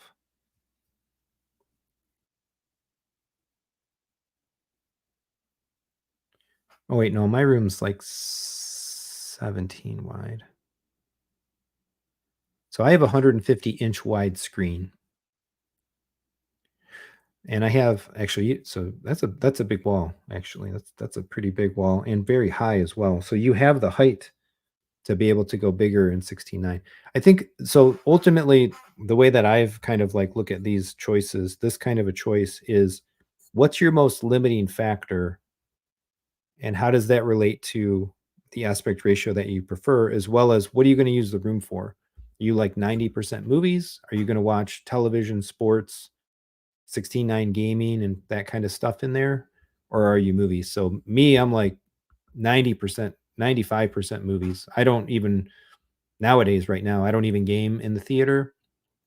We go watch movies. Most movies are wider than 16:9.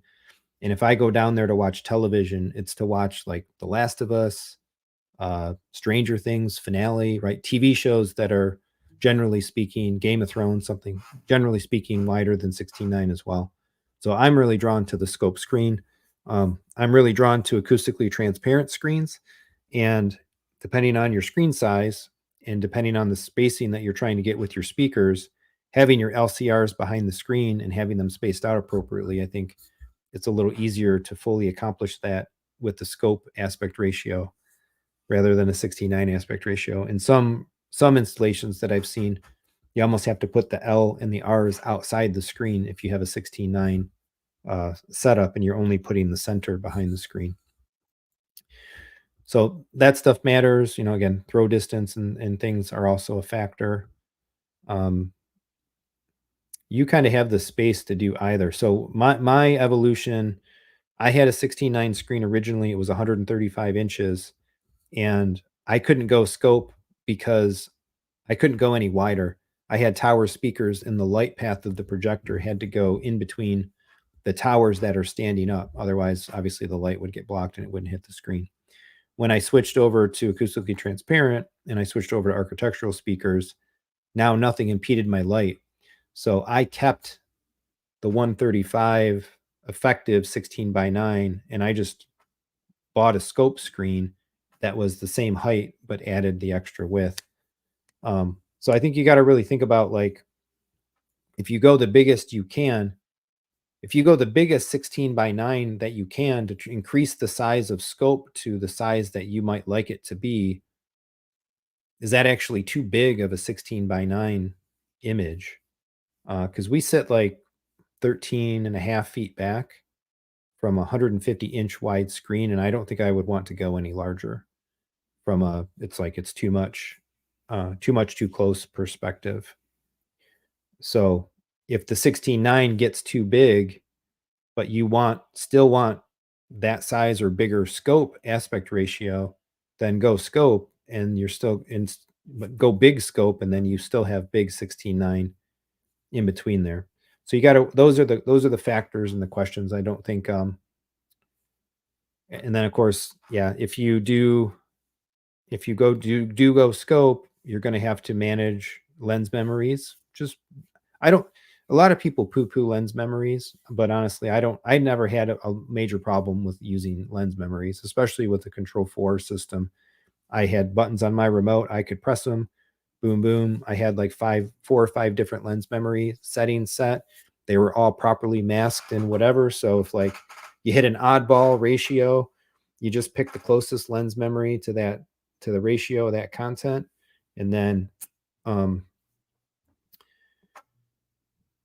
if there's a little bit off the top and the bottom, it's masked anyway, so it's not like it's spilling or something in a negative way. Um, it's perfectly viable way to go, especially for a while. And you can always do stuff over time, right? So get your scope screen, get your projector set up, stick to the lens memories, and then use it for a while. And then when you're ready, add a video processor. And then if that's all working well and you're digging the video processor, you're committed to keeping it, you want to get some of the things that the lens may bring in, then add the lens as well. You can do it over time rather than feeling that you have to do it all right away. It's taken me some years of this theater incarnation to get through all those different steps. So hopefully that helps. It's tough to answer questions too, because sometimes it's not just like there's an answer. Like Yeah, it depends, and depends on criteria and depends on a couple of different things. If you want to talk about it, reach out, Jeremy at techthusiasm.net. Happy to chat. If there's anything I can help you procure as well, happy to do it. Michael, really hope we see Apple TV scope menus this fall. Yeah, me too. I'm very, very curious to see about that.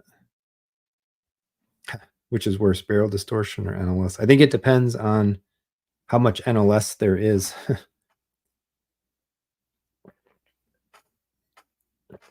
Because if you take something like a 16:9 Apple TV menu and stretch it fully to scope with NLS, and you're looking at like Apple TV icons that are like this, it's kind of ridiculous.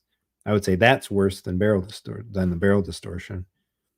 And at least you can zoom the worst even without a video processor. Well, no, sorry. Yeah, even without the video processor, right? You zoom the worst of the barrel distortion off your screen, at least. So, and 90% of the time, or probably some very significant percent of the time when you're watching a movie, your eyes and whatnot are focused to the center anyway.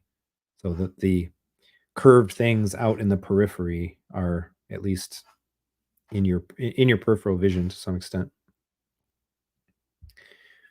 Anthony, personally, I find you can find a good set and forget setting for NLS, and I stretch. So you stretch all the time. The alpha lens has improved things certainly.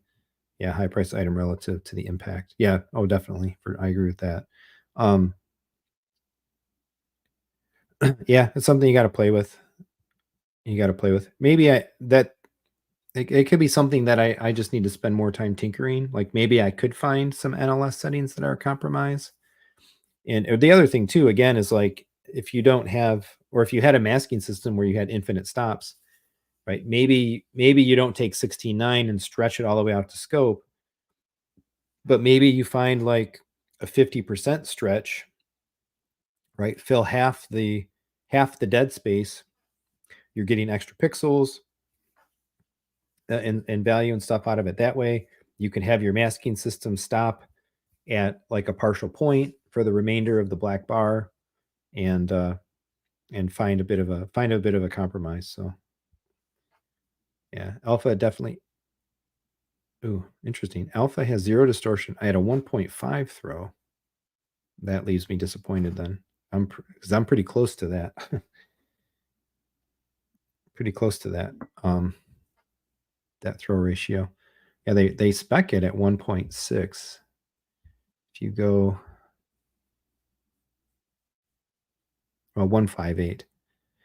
DCR. They actually don't say high performance 8K rated lens. First distortion free anamorphic lens ever offered.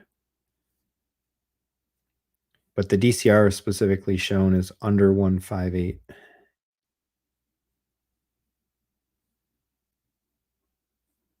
Just looking at the menu.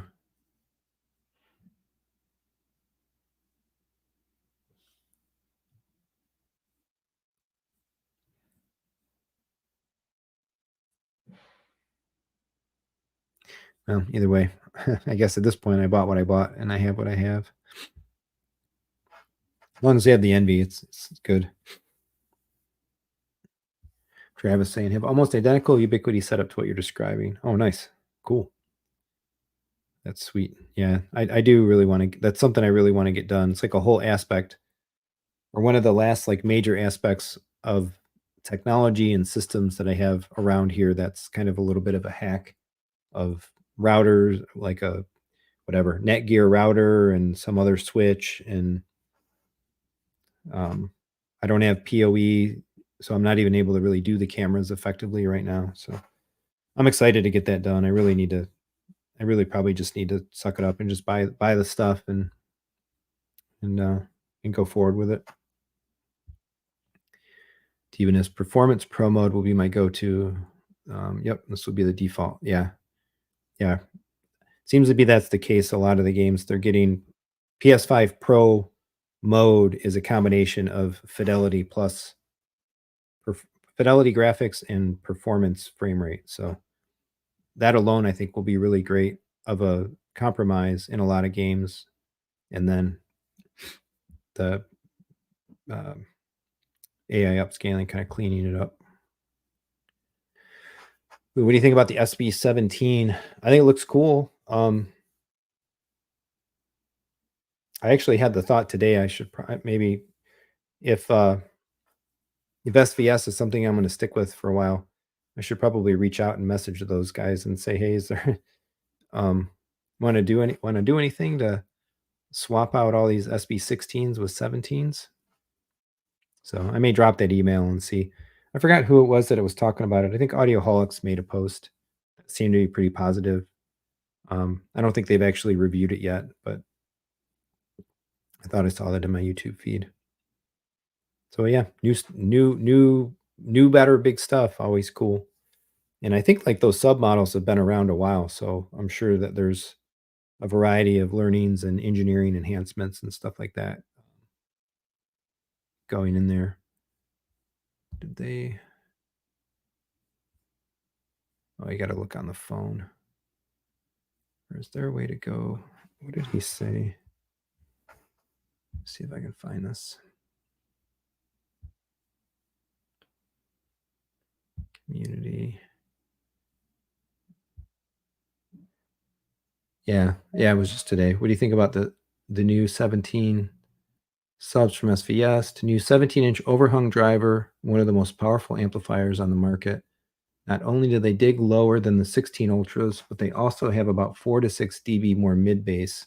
That would be of interest to me for sure. Yeah, which version do you want us to review, the sealed or the ported? Yeah, I'll probably ask the question and see what might transpire. I've been happy with the SB16s. I probably still do want to do at some point do a bit of a rerun of ARC and just add a little bit more like deep bass boost. I have the headroom. The subs are turned down, so let them go a little bit more.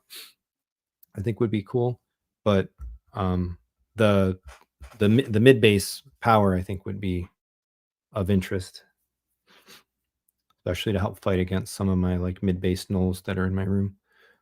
Hi Finest, didn't tvOS include a different aspect ratio setting? It was in the announcement. It has not been added to the software yet. So it was supposed to have come with tvOS 18, but it didn't make the initial release. So probably 18.1 or 0.2 or something. Michael, you love the cameras. Yeah, I can't wait to have that stuff on the house and just the feeling of like security and stuff that it brings. Doorbell, packages. I got so many kinds of packages coming and going, stuff like that. So yeah, SB16 is getting long in the tooth. Yep, they'll be phasing out. Yeah, I mean, I don't know when did the SB16 originally ship?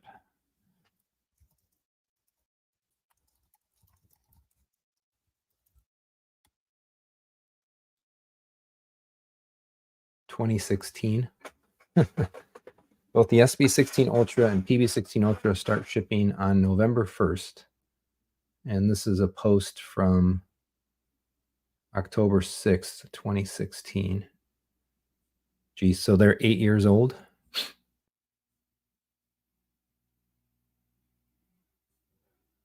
Looks like Stereophile reviewed them in 2017. Yeah. So I'm sure that SVS learned a few things, and has optimized a variety of elements of engineering and whatnot. So that definitely seeing that makes them more attractive. I think I probably will. I think I probably will reach out and just see what they might have to say. I'm sure I could sell the SB16s and probably locally in relatively short order. But God, I don't even want to deal with moving those things out and moving something even bigger in. Got to hit the tonal. Which camera ecosystem? Ubiquity. Yep. I'm planning essentially a whole networking restructure of the house over to Ubiquity. So, yep, 9 years old. Yep. Yeah, we'll see We'll see. Yeah, I think I will. I'll reach out to Nick, I think, and see if maybe we can chat and come up with something. I've been happy with them. Like, yeah, they're there's I guess there's maybe sexier brands like the Perlison and whatever, and massive home theater options like the JTRs and stuff like that. But there a lot of that stuff is way bigger, or a lot more expensive. Um, so the SVSs have done great. They fit great. They suit the room. More power than I need for sure. That I'm even tapping into relative to where I have them. So yeah, we'll see. I was it occurred in my mind today, like maybe I should ask. It never hurts to ask, right? So I think having gone with them to begin with and talking about them and then committing to them and keeping them in the room and being happy with them has been a good choice. So it would work out for me. Interesting. Didn't think you were a mesh fan. Yeah. Actually I think one right now I run one router in this room up on the top of my hutches in the desk here, which is pretty much dead center in our home. So we have I guess we have a bigger house. It's like 2,900 square feet above ground, and then a finished basement, which is like another 1,600 square feet. Um, but we tend to use like our network equipment in a relatively smaller area. So even with the Ubiquity, my hope or plan is to put one access point essentially in the same room up on the wall, be dead center of the house, and hopefully hoping that will cover uh, everything. If it doesn't, I'm sure I can find another place, probably this way. I could put another access point like in the living room or somewhere hidden away. So if I have to, but I'm just going to start with one, and we'll see if that's enough to cover well enough. Um, I don't think we don't have any Wi-Fi 7 devices yet either, but I'm curious what Apple announces at this October event too. So, and I'm really considering upgrading my iPad from my M1 Pro to this M4 Pro that's out.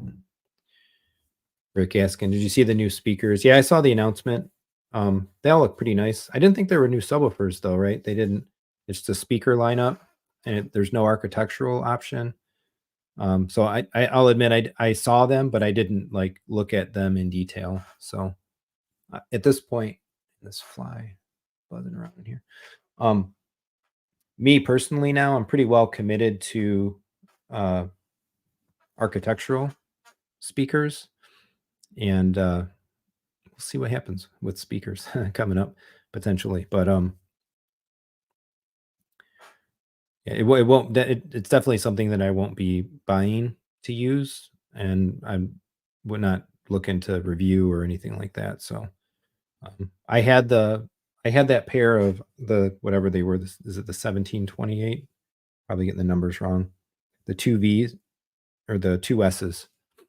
I had those for a while. And I like the build quality. I like the finish. I really love the matte finish and the build quality of the Arndal stuff. Um, but I don't know why I couldn't really get anywhere in terms of like reaching out to or creating a relationship with them, which is ironic because like I was like the only person on YouTube that actually went and bought their stuff because I wanted it and used it of my own volition. Um, but they've like chose to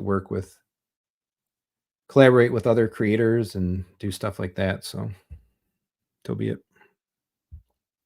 Steven saying, need more than one Ubiquity AP for that house. Yeah. Yeah, we'll see. We'll see. Like I said, I'll start with one.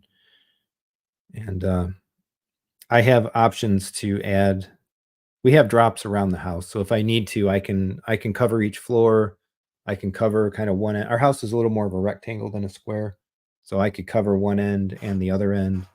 Um, we'll see. Michael, how do you handle a child? Not sure. Is that in reference to something specific that we talked about, or just like kind of in general for the family?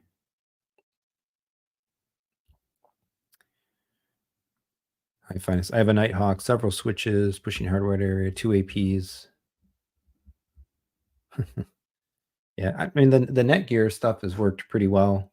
Um, I've stuck with Netgear as a consumer brand for a while.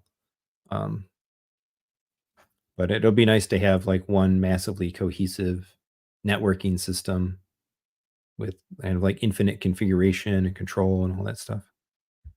Yeah, Steven, someone with the same size house. Wow, three APs. Yeah.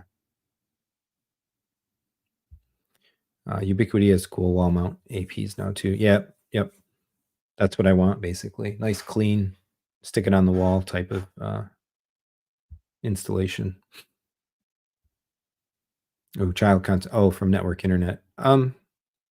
So I don't know, a couple different things, I suppose. Just a quick answer to this. We're pretty. We were much slower in giving our kids connectivity and devices. The ages now that my kids just got cell phones at is way older than I think the ages that most kids are given cell phones and stuff. But even then, like they don't have TikToks and that stuff. We let them use.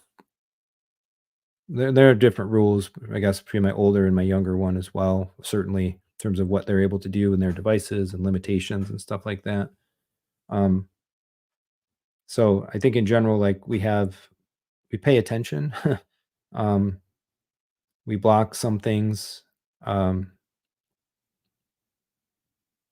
but I think we have really good kids too, and so with a good amount of trust and expectation that they live up to when it comes to stuff like that. And they're generally, I think, just generally good kids, and the things that they're interested to do with the internet are like benign to begin with. So, not to say that we're not aware and protective and concerned about all the stuff that's out there. All right. We're at 2 hours. My voice is starting to give out. I'm going to do a couple other things here tonight before it's time to go to bed, get up and crush another workout. I started another program. I finished my everyday athlete on the tonal this week. And then I started, forget what it's called.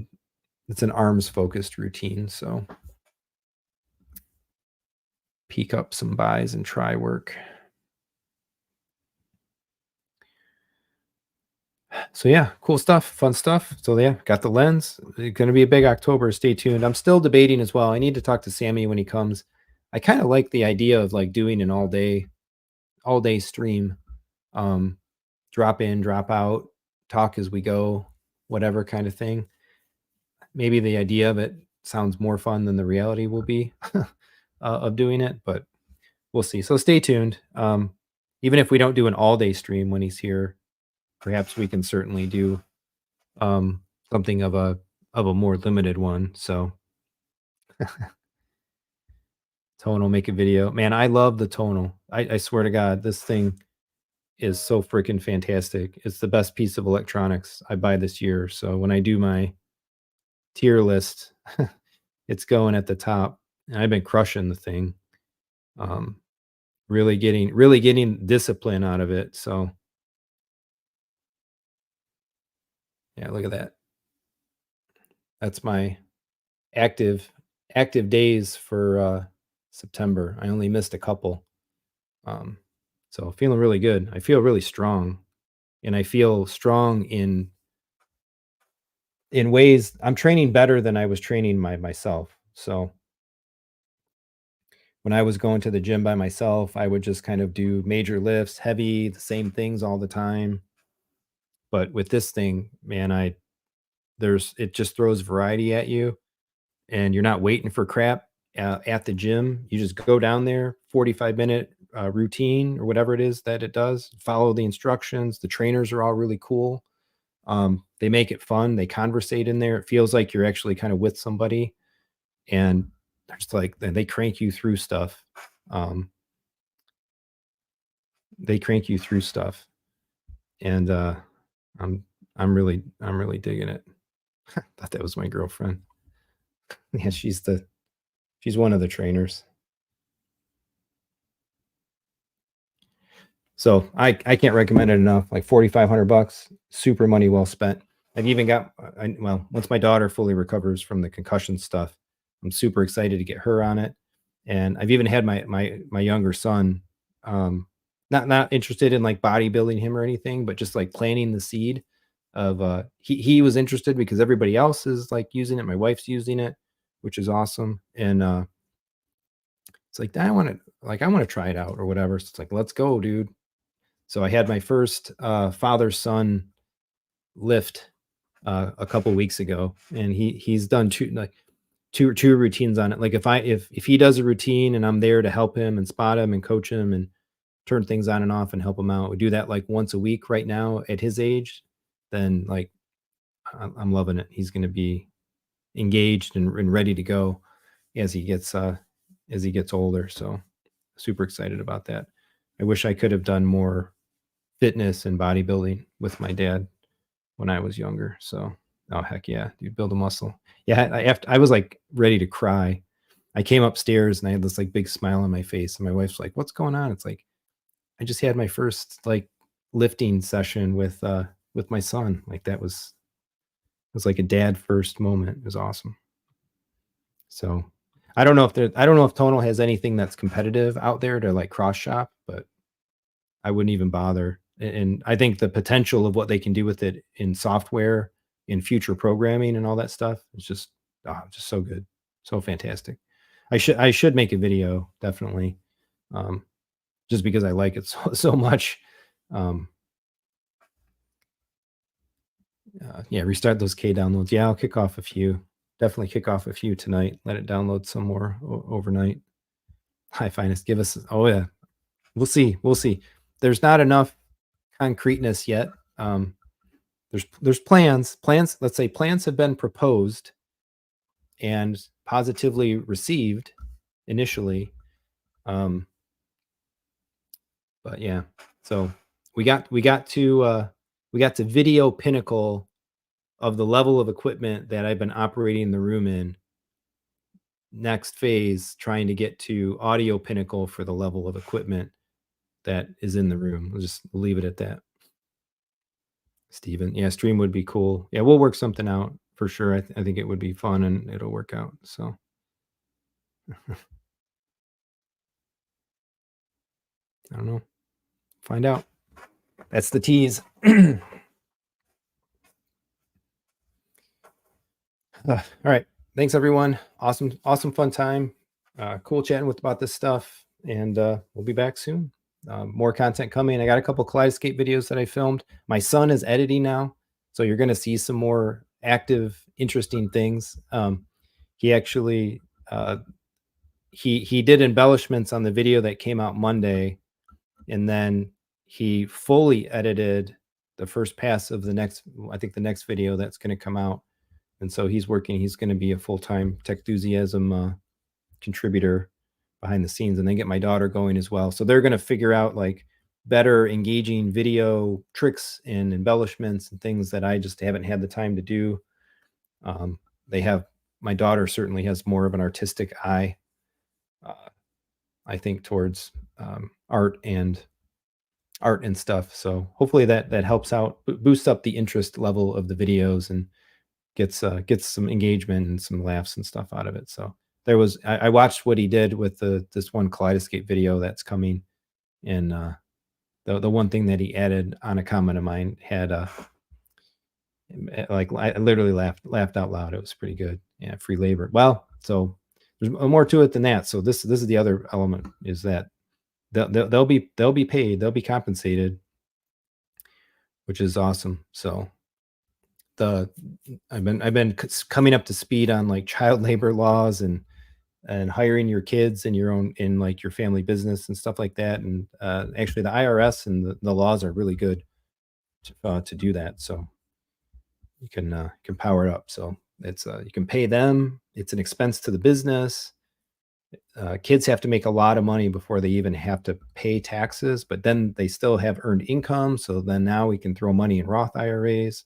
Like there's a whole cascading positive virtue effect to having a business and having your children participate in that business from an early age. So yet another thing to be excited about, like as a parent, showing stuff and teaching things and that. And the whole time, like, it's not like they're just cleaning the office and doing like menial work. Like they're going to learn how to present things and prepare stuff and edit video and manage like social media, things like that, and get them working with even some like AI tools, maybe for thumbnail generations and stuff like that. So they're ready for it. My son's a techie, so he's already written more code